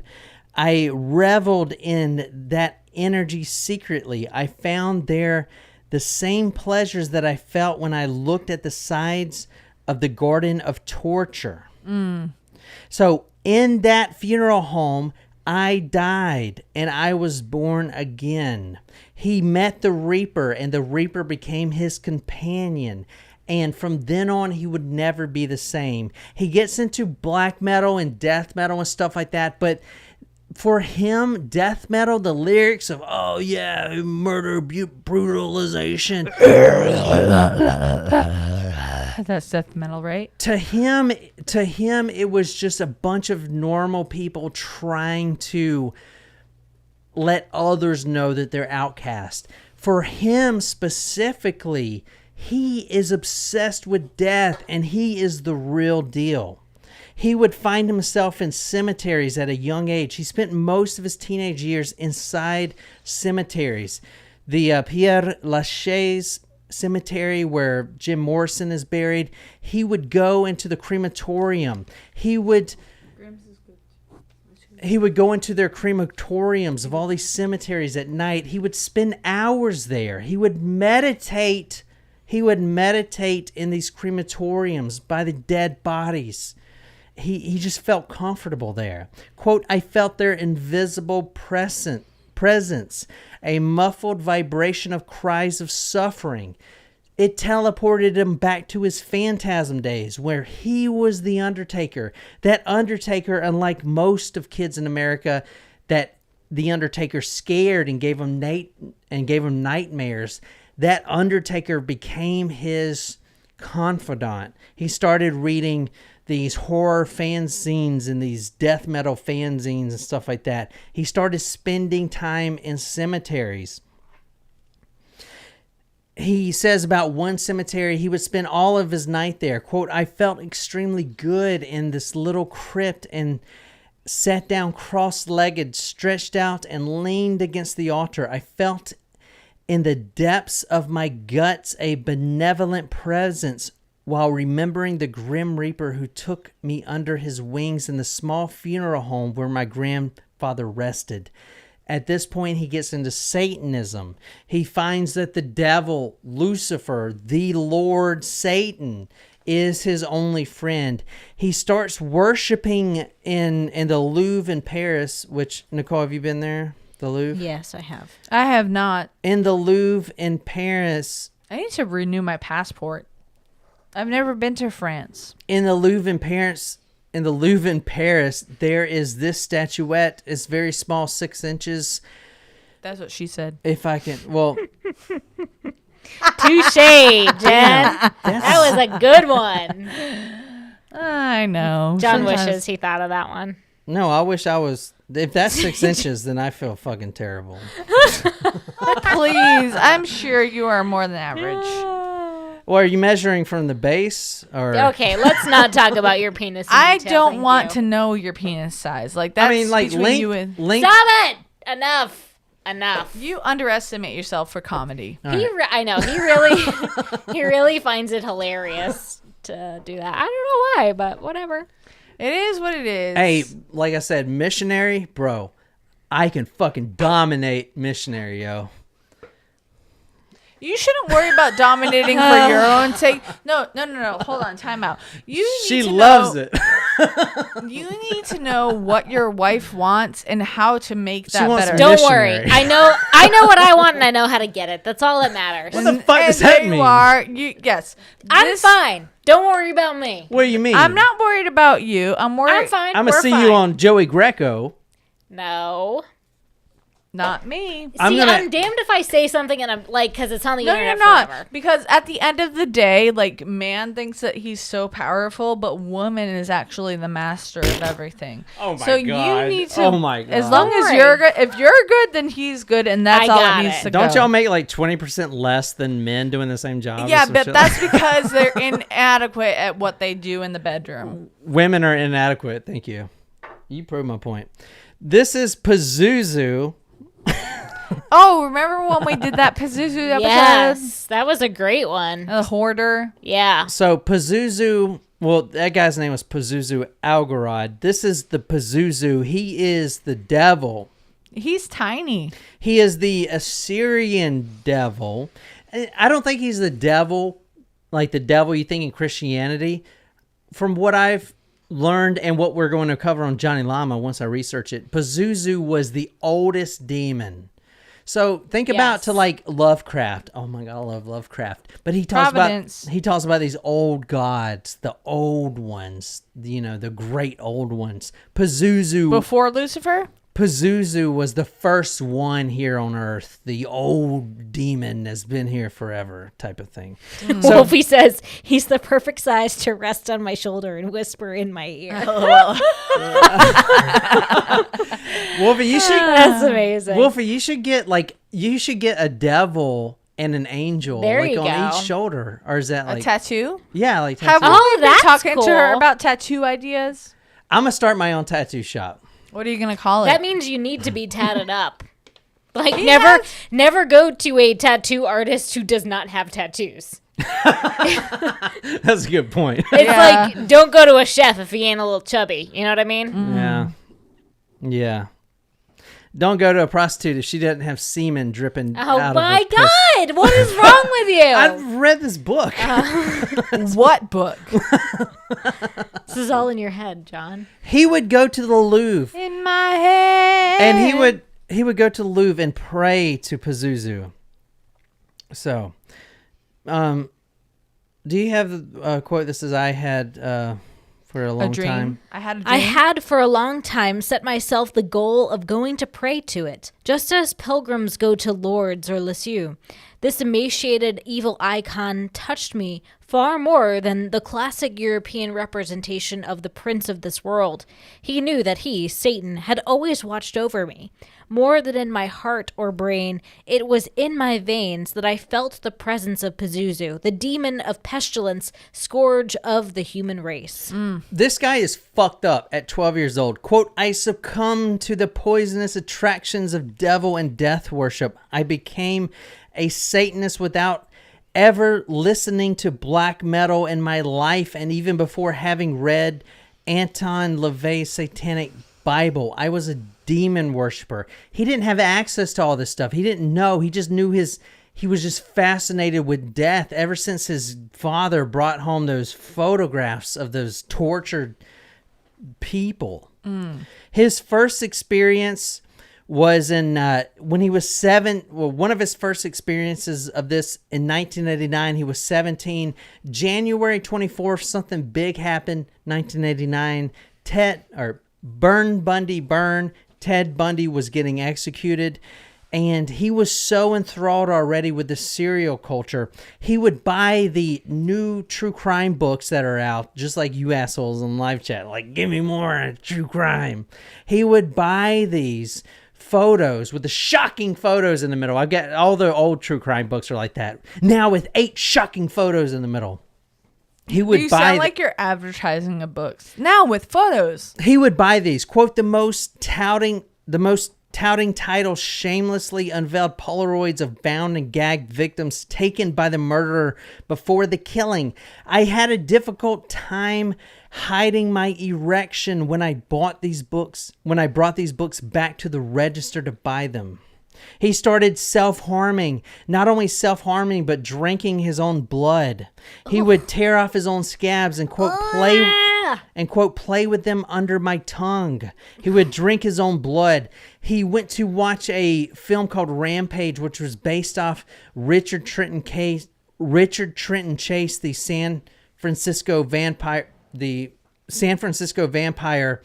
true crime killer. The Sacramento vampire true crime killer. And in the theater during one scene, he started to have what is called the Stendhal syndrome, which is a real thing, which I looked up. The Stendhal syndrome is basically when you go and you see a masterpiece or an artist work, a painting that just takes you over, takes your whole body over, and you start having physical symptoms. So your heart rate speeds up. You start sweating. You start breathing heavily. In this movie, he started actually having a metallic taste in his mouth. That metallic taste is what I'm talking about. That is blood. A lust for blood. What he would call the, quote, vital fluid. Quote, the taste on my tongue transported me to another state of consciousness where everything around me felt more real.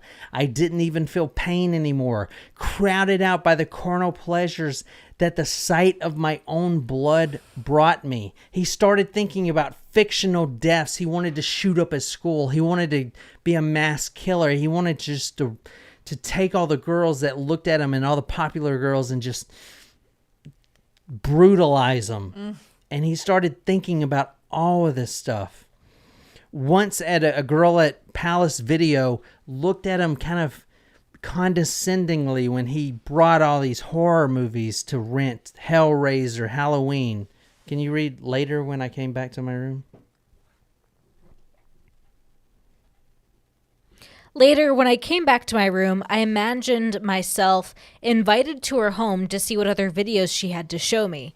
While she was sitting in an armchair taking advantage of her inattention, I would go behind her and thread a plastic bag over her head.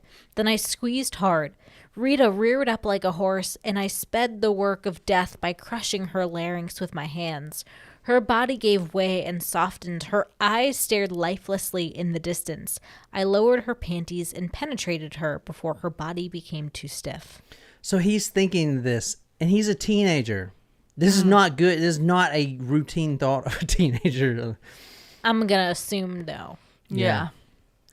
He started dubbing these compilations and beheading tapes that he would get sent from these weird subreddits or whatever before the internet was a big thing. He would get sent all these and tape them and rewatch them over and over, these scenes of beheading and stranglement and rape. Quote, a bit like facial cum shots that can be found on YouPorn. That's what he said about these beheading tapes and strangulations and rapes. He dreamed of penetrating the warm bowels of his high school students. He got interested in S&M. Hellraiser was a big movie for him. If you don't know what that movie is. And we did watch that. We did watch it. I love the fucking actor. I listened to all of his audiobooks. He does this thing called Spine Chillers. His name is Doug Bradley. Mm-hmm. But Hellraiser is... How would you describe Hellraiser? It's about demons that... It's hard to... It's a book by... what's that author's name? He's really good. I can't remember his name. He wrote a bunch of these books. But it's Hellraiser has Pinhead. Pinhead he's white... Like his face is, white powdered, and he's got these big needles going out of his head. That's Hellraiser. He became a sexual sadist, which means his libido is linked to extreme violence. Quote, I sometimes got hard by looking at the girls' asses at my high school or by smelling their perfume, but it was when I imagined myself pushing the tip of my knife into the hollow of the kidneys that I felt pre-seminal fluid oozing from my glands. Gross. I mean, this is what it is. I know, I'm just... You want me to skip forward? No, I mean, I'm just like reacting with my face, so I don't have to say anything. One summer, he goes and visits his uncle, and that's where he starts first having sex with the neighbors, but he notices that he can't even stay hard inside a woman unless he's violent with her and pushing her to death. Death? So he's got a problem. The first time he loses his virginity, he can't even maintain an erection because he just wants to choke her and kill her. Damn. Quote, in the evening, I went to bed and jerked off for an hour thinking about how I could fuck all of their holes by rearranging their limbs from trunk to trunk. Holy shit, this is terrible. Okay. Wow. Holy fuck. That's fucking awful. Holy shit. Like, I don't even know what to say. Like, that's just fucking awful. Damn. This guy's still in prison, though. Good. Is he? He needs to die in prison. There's no way he only got 6 years. What?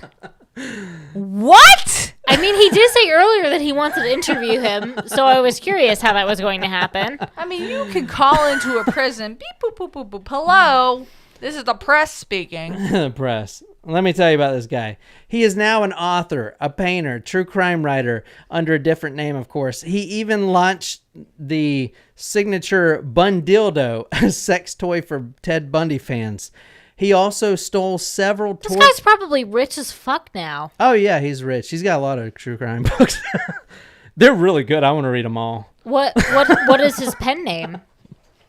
Well, so I don't know his pen name for true crime books, but he writes his own books under his own name. So I can tell you all those. So probably Ryan Green. I was going to say that, literally. I was going to say that. I was going to say Ryan Green. I swear to God. I mean, he did cover the Marcio Petio case. Yeah. my God. I fucking Ryan can't. James Patterson, Brandon says. No, I swear, dude, Brandon, check this out. I reached out to Jack Rosewood, which, if you're into true crime reading, you know who that is. Is a pseudonym, obviously. Yes. He wrote me back, and he was really nice, very nice guy. But he said, I can't do an interview with you because this isn't my real name, and I've never done an interview. So it could have been him. Who fucking knows? Anyway. Damn. All right. 6 years? I'm going to kind of move on a little bit because there's a lot of ejaculation here. Let's just skip forward with all the semen scenes. Yeah, I mean, like, semen isn't my favorite thing. All right, let's talk about his employment. He was in the Army for a very short time, which got him interested in guns. He was drafted into the Army. In France. In France. He didn't mind because, he got to work around guns, and he loved that. When he got out... Do men love guns because of, like, the cocking motion? And why do they call it cocking? Is it because it's, like, a masculine thing? Like, honest to God, like... Men are so obsessed with themselves and their penises. I mean, like, it's not that big of a deal. like everything's a phallus. It's like the ultimate thing, though. Like the fucking Okay, let's just keep moving on. This is going to take another year and a half to complete this episode. But guess what? You need a woman to make sure that you preserve life. We're overpopulated. We don't need... Oh, my God. Can we please keep going? Please, dear God. All right, I'm going to run through finish this episode. Really quick, guys. I'm going to run through this really quick. He was drafted in 1992 as the Army. He only spent 8 months there because he was drafted. So he didn't get like discharged or whatever. He just, got out. He discharged himself. Got it. After his time in the Army, he became obsessed with working in a morgue. That's all he wanted to do. He wanted to be a mortician assistant. He started at the St. Vincent de Paul Hospital, but that hospital, which he will talk about in the book, the morgue section was run by an inbred family, from what he would say. Wait, what? And that hospital actually had a huge scandal with stolen fetuses. Anyway, he got out of that hospital. I gotta plug my computer up. Can you give me my Oh, I got it. I got you. Get it. That's interesting because St. Vincent de Paul is a large Catholic organization. Oh, is it really? It is. Oh, I have to do the story. They got in serious trouble for stolen fetuses. Interesting, but I mean, or not stolen, time. but whatever. We'll talk about it later, but not today. At 21 years old, he's working in a toddler child morgue. Oh dear. A literal chamber for dead babies. Don't like it. Oh jeez. He loved it working there. That was the job for him. Why? I'm afraid to ask that and question. I'm not. I want to know why. He also talks about in the morgue, and maybe you girls out there can tell me if this is true or not. But if you're a nurse, that is, the morgue is usually located at the bottom, like the basement, with the toxic waste. Yes, I always think of Scrubs and Dr. Murphy. Yes, the nurses, they looked at these morgue workers and these morgue assistants, and they just get this, fuck, I want to just fuck these guys.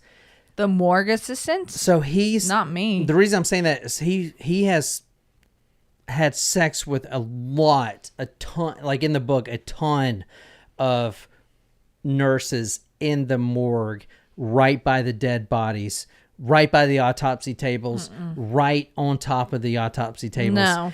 These women it's this bestial thing. They just get so horny for these morgue assistants. I feel like that's a lie, but okay. So anyway,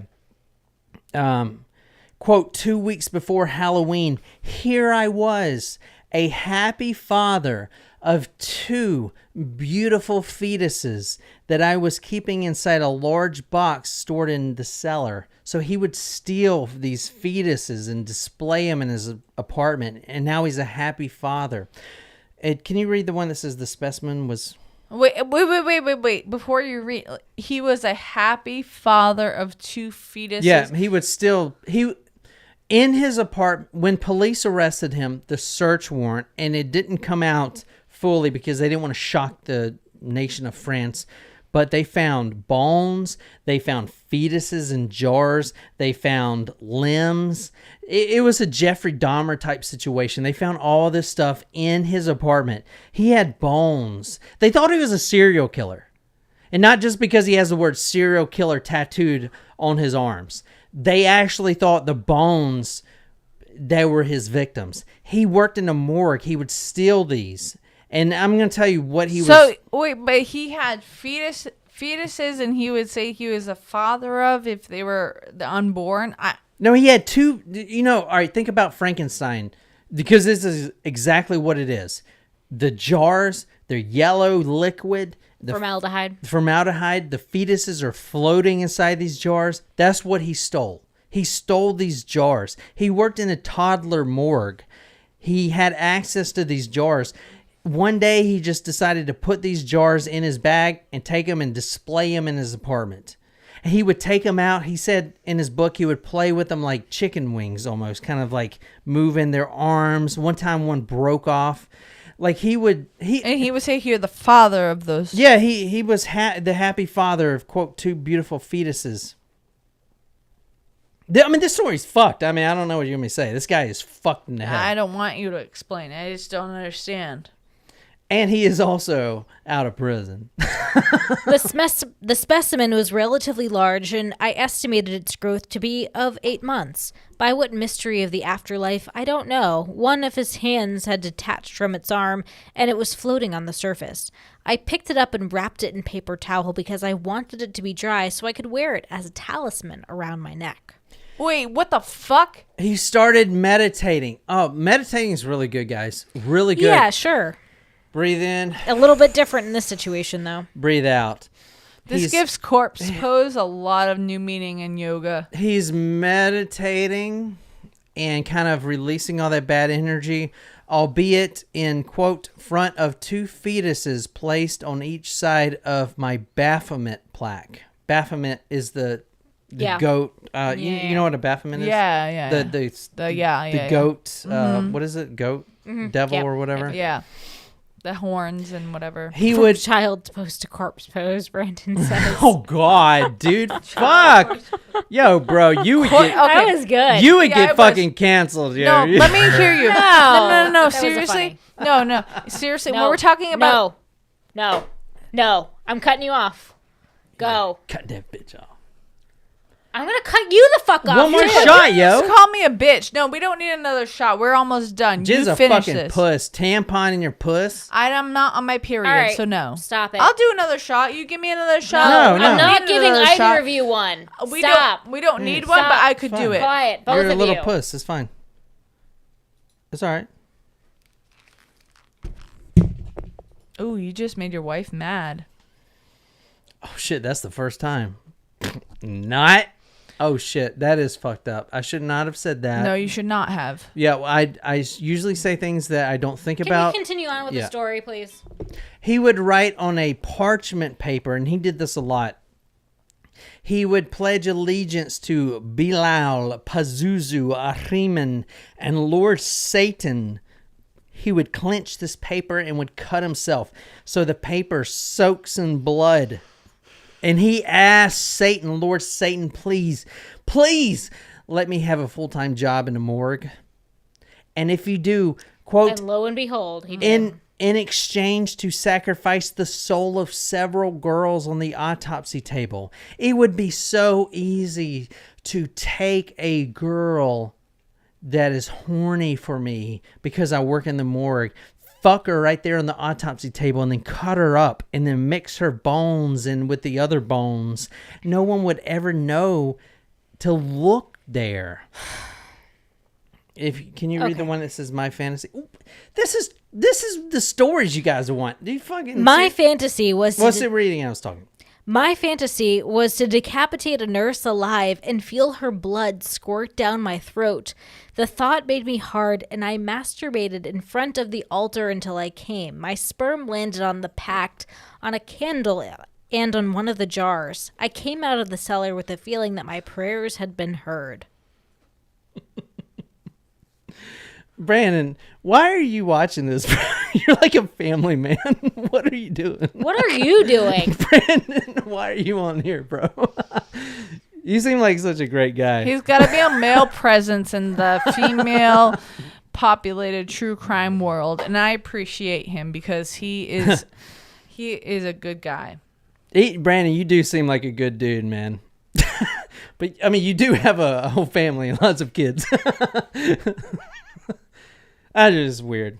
Not weird. You're not weird. I love you, man. But Brandon, come visit us. We'll come visit Brandon. I want to say. Can I just say right quick? This story took me a long time to research. Brandon says he's just sitting here making leather goods and smiling like a dumbass. I love it. This story took me a long time to go through. Not because it's so brutal. It's like, oh God, like for instance, a child case, a toddler killing, like where I just have to stop and like I got to take a break. But I just have to, I feel like I graduated in the period of 3 days from S&M to complete corpse mutilation. Like I would never be S&M now. Like I know it's just like a pussy thing compared to what this dude can do. What are you fucking talking I about? don't think he knows. Can you keep going, please? Well, you need to retract that statement because I don't think you understand. All right. The first autopsy. So as a morgue assistant, he would have to help autopsy with the doctors, post-mortem, how did they die, yada, yada. In France at the time, it was required. And do you have one that says no one expected? No one expected the brain to escape from my hands and splash against the doctor's shoes. He really looked pissed. The organ was visibly rotten, and we picked it up with great difficulty.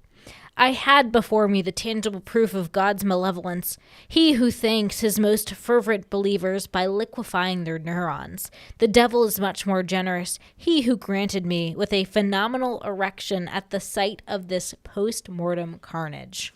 This man that they were autopsying when he was working in a morgue was an old priest. He says after this, he picked up the brain, quote, pretending a need to throw up my breakfast, I rushed into the restroom to relieve myself quickly, smiling upon the fact that I was doing the most beautiful job in the world. When I got out, I came across the coroner wringing his socks over the sink to extract the priest's brain juice. Without a word, he then placed them over a radiator to dry them and put them back later. Who was I to judge him? After all, I had just jerked off in the toilet after an autopsy.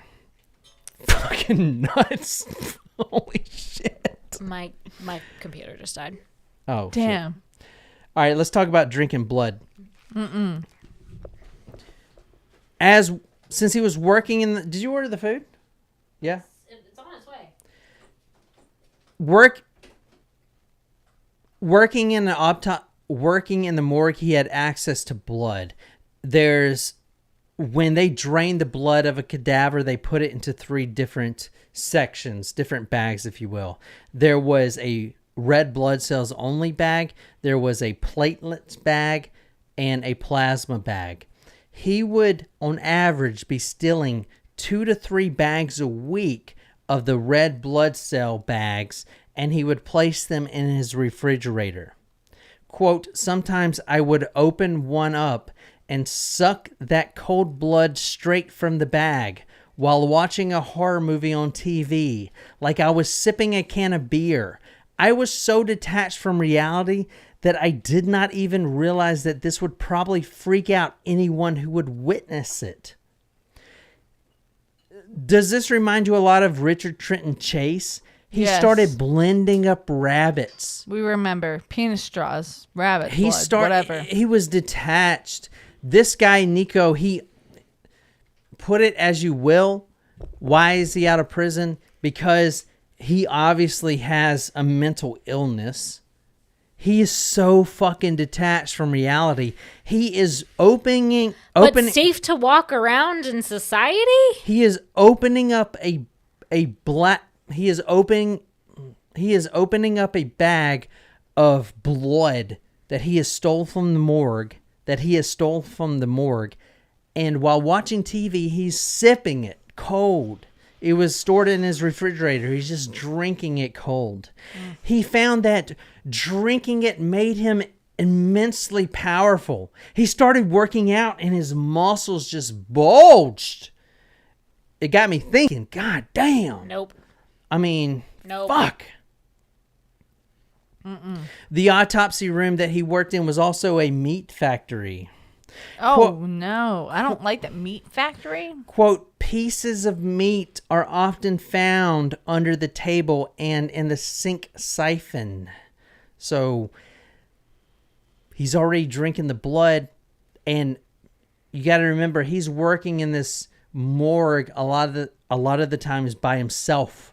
During the weekends, no one's around. These, quote, pieces of meat are found under the table and in the sink siphon.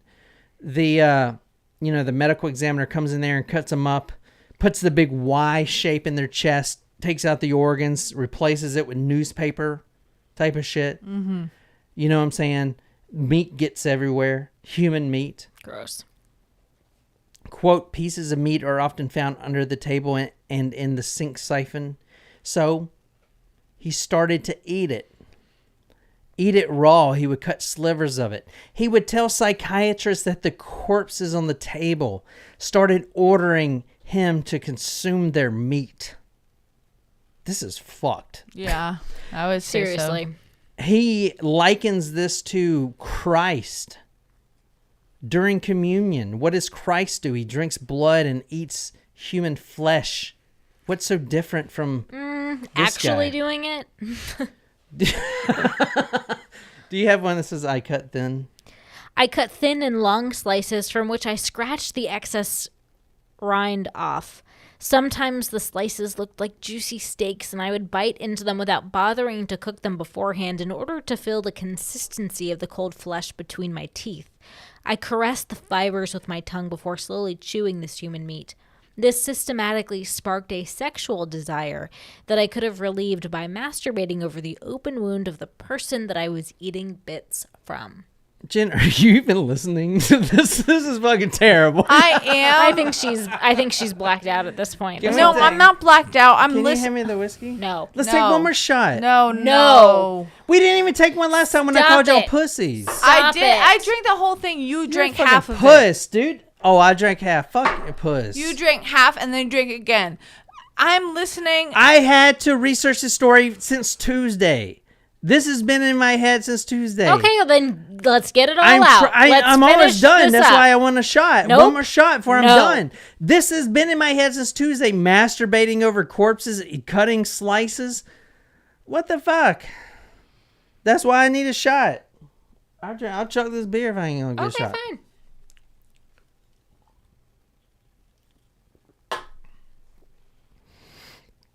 Assholes. Why are you calling us assholes? I We do drank this the for whole y'all. time. I researched One, fucking 2, 3, cutting 4. meat the whole time. And Okay. and I commiserate with you. You don't think this affects me? I do think it affects it you. 1000% does. Jesus gave his. Nicole is saying. Just let's finish the goddamn story, please. I'm listening. I don't know why you think I'm not listening. I'm listening. All right, we're almost done. Shram is encouraging us. We're doing a great job. Shram, if you tell us to take a shot, we'll do it. Nope. She's not going to tell us that. She's so- not. I mean, She I've will. already taken enough shots and I've had 4 beers. If you want me to drink again, No, it is your decision, Jen. You are in control of what you drink. and I am drunk and There I'm you go. listening and I don't need to drink another drink, but you know what? If you want to hear the Catholic opinion, I can tell you. I want to hear the Catholic opinion. Listen, No, we're moving on. Jen's we're moving always on. like, you cut me, tell us the Catholic opinion. Nicolas says no, so I'm going to listen to you, John. All right, Christ is a cannibal. Moving on. That pisses you off.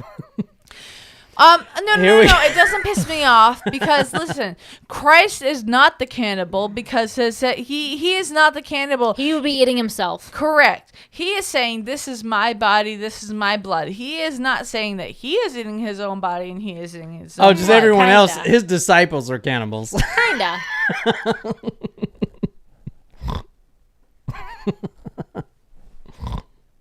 Babe, can you please finish the story? All right. Bring it home. Bring it home. Bring it home.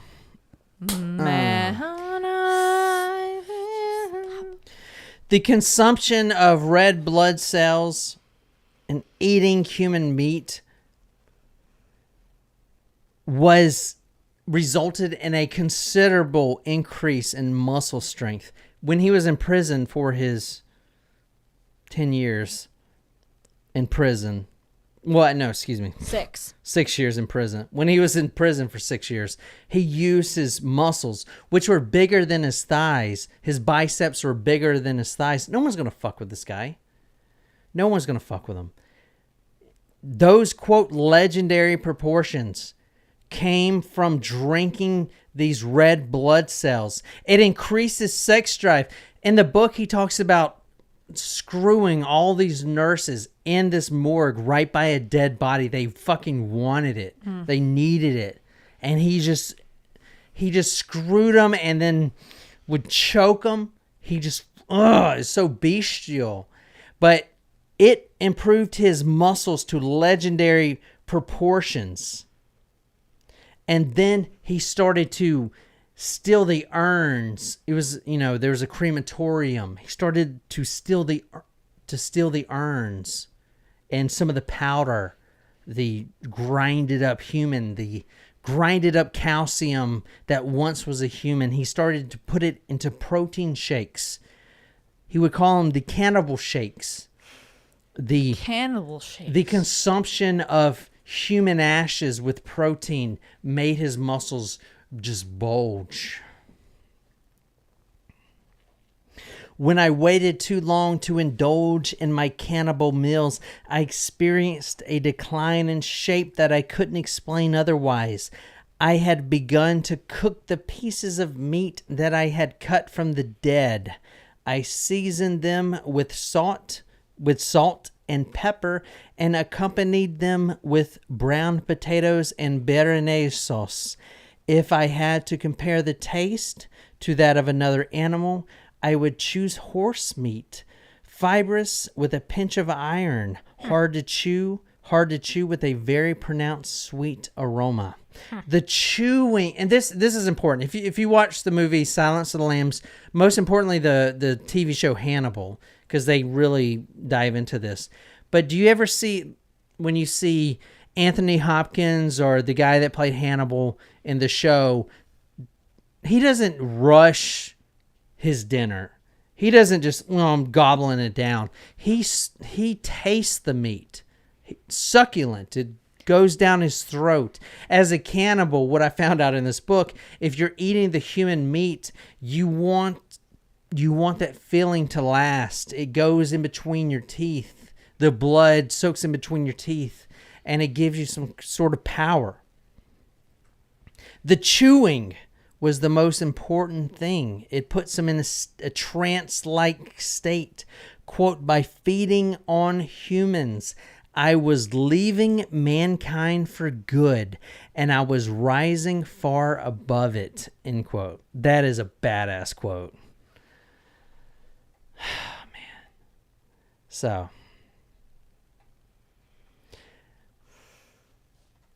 that is pretty much the story, omitting a lot of things that would probably piss y'all off. I think we were pissed off enough this episode. I would agree. But I will say, to end this up, Article 122-1, paragraph 2 of the French Penal Code says, quote, a person who has affected at the time of the facts by a mental or neuropsychic disorder, having impaired his judgment or hindered the control of his acts, remains punishable. But the court must take into action. The court must take into account that mitigating circumstance when determining a sentence. So when you're approaching a jury, and in the book, why it's so powerful is because he says he played the cards. How do you think he got 12 years, but 2 years he already served after getting arrested. So Right. 10 years max. But then 10 years was down to 6 years because of good behavior. So 6 years, 6 or 7, 8 years, whatever. Not the full thing. But he was out relatively quick for the murder. Right. But in his book, which is why I love it, because he says the truth, quote, when you are facing a murder trial, it's better to sound like a schizophrenic patient curable with chlorpromazine than to be viewed as the next Jack the Ripper. So he knows he gamed the system. he did game the system, and he's out. And he is, he's proud of that. He is now the author. He is now an author, a successful author, painter, true crime writer. He has very good painting portraits. He has a website, serialpleasures.com. He sells murderabilia, signed things from different killers, yada, yada. He even launched the Bundildo. A sex toy for Bundy fans. And Things that don't belong in the same sentence. But okay. no, but you know what? I want to read his last sentence of his book because I thought that same thing too. Like, fuck this guy, right? But keep in mind, at no point did this guy never say that he wasn't a fucking psychopath, right? He understands it. And he's actually, the reason I love the book is because he's real. Long is the list of people who would like to see me 6 feet under or rotting away in prison. I understand it when it comes to people that directly suffered from the consequences of my criminal activities. But when it is by visceral reaction to what I represent for them, an affront to their religious or moral convictions, I have only one answer to give. Go fuck you all. And that's how he ends his book. So fucking crazy. Wow. If your true crime podcast that you listen to more than us has not covered this story, then they fucking suck balls. Because this is badass. Not only that, I'm fucking emailing this dude because Nico Claux at hotmail.com, I'm emailing this motherfucker. I want an interview. This shit is crazy. Is it not? This guy is fucked. Yeah, he is. And I think he should still be in jail. Agreed. That's the penal system. That is the penal system. Holy shit. If you were still on here right now, thank you so much. Who's on here? Thanks for sticking with us. Brandon. Shram, Brandon, Wolfie, Brittany. Brittany, are you still on here? Courtney. Wolfie. Thanks, y'all. Thank you so much. This was a fucking journey. That was a long episode. I'm sorry, but I loved it. That book, go download that book, especially if you have Kindle Unlimited. It's free. Just type it in there. It will change your thought on true crime. I can promise you. I mean, this guy is real. I know he's fucked up, but he's real, man. I mean, at the end of the fucking day, he's real, dude. I don't know if I admire that though. And you don't admire it, but you're not like, a lot of killers out there will say they do crimes and they'll admit like the rape portion and stuff. That's not real. Like, this guy is like fucking whatever. This is what it is. This is why the U.S. government had consulted this guy to write the Columbine report. The big report that came out after Columbine.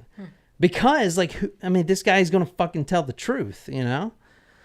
In all his fucked up glory. I mean, he is what he is. He doesn't apologize for it. I'm not sticking up for the guy, but fuck, man. I mean, what a ride reading this book. Whatever. I'm just saying. Anyway, I mean, I'm not recommending all his other books or whatever, but this one is definitely a true crime must-have on your bookshelf. End of story. So, and that's for me. from doing 400 fucking cases and probably reading over 300 goddamn books. Yeah. Anyway, that's all I got, man. Shram, Brandon, Courtney, Brittany, thank you so much for staying on. This was fucking long, and this was a journey. I appreciate it. I hope you guys like that. And I don't know, man. Next week, something completely different, whatever tickles my fancy. And probably going to stay away from the drinking blood. Yeah, thanks for ruining baguettes for a while. Did y'all guys like that? Have baguettes. Did y'all guys like that? Yes or no? Yeah, I mean, it was interesting for sure. This episode was more of the, you know, I don't know. I mean, I don't know. This guy's just out there. Monster. I will say that I will say a lot of this stuff I didn't go into the specifics. Like I branched over, like let's say death metal, whatever, the Baphomet, Pazuzu. I glanced over this stuff. That's the stuff that I want to cover on Johnny Llama. Johnny Llama, behold the Johnny Llama. You know, follow the llama. That's all I got. I love you guys. Shram, you're freaking awesome. You guys, both of you guys need to get the fuck on Discord because y'all haven't been on there in a while. Mm-hmm. And I troll. That's it, man. So until next time, I love you too, Shram. I hope your marriage preparation is going good. Engagement. See y'all. Entrapment. Yeah. Until next time, good night, you lovely, lovely people.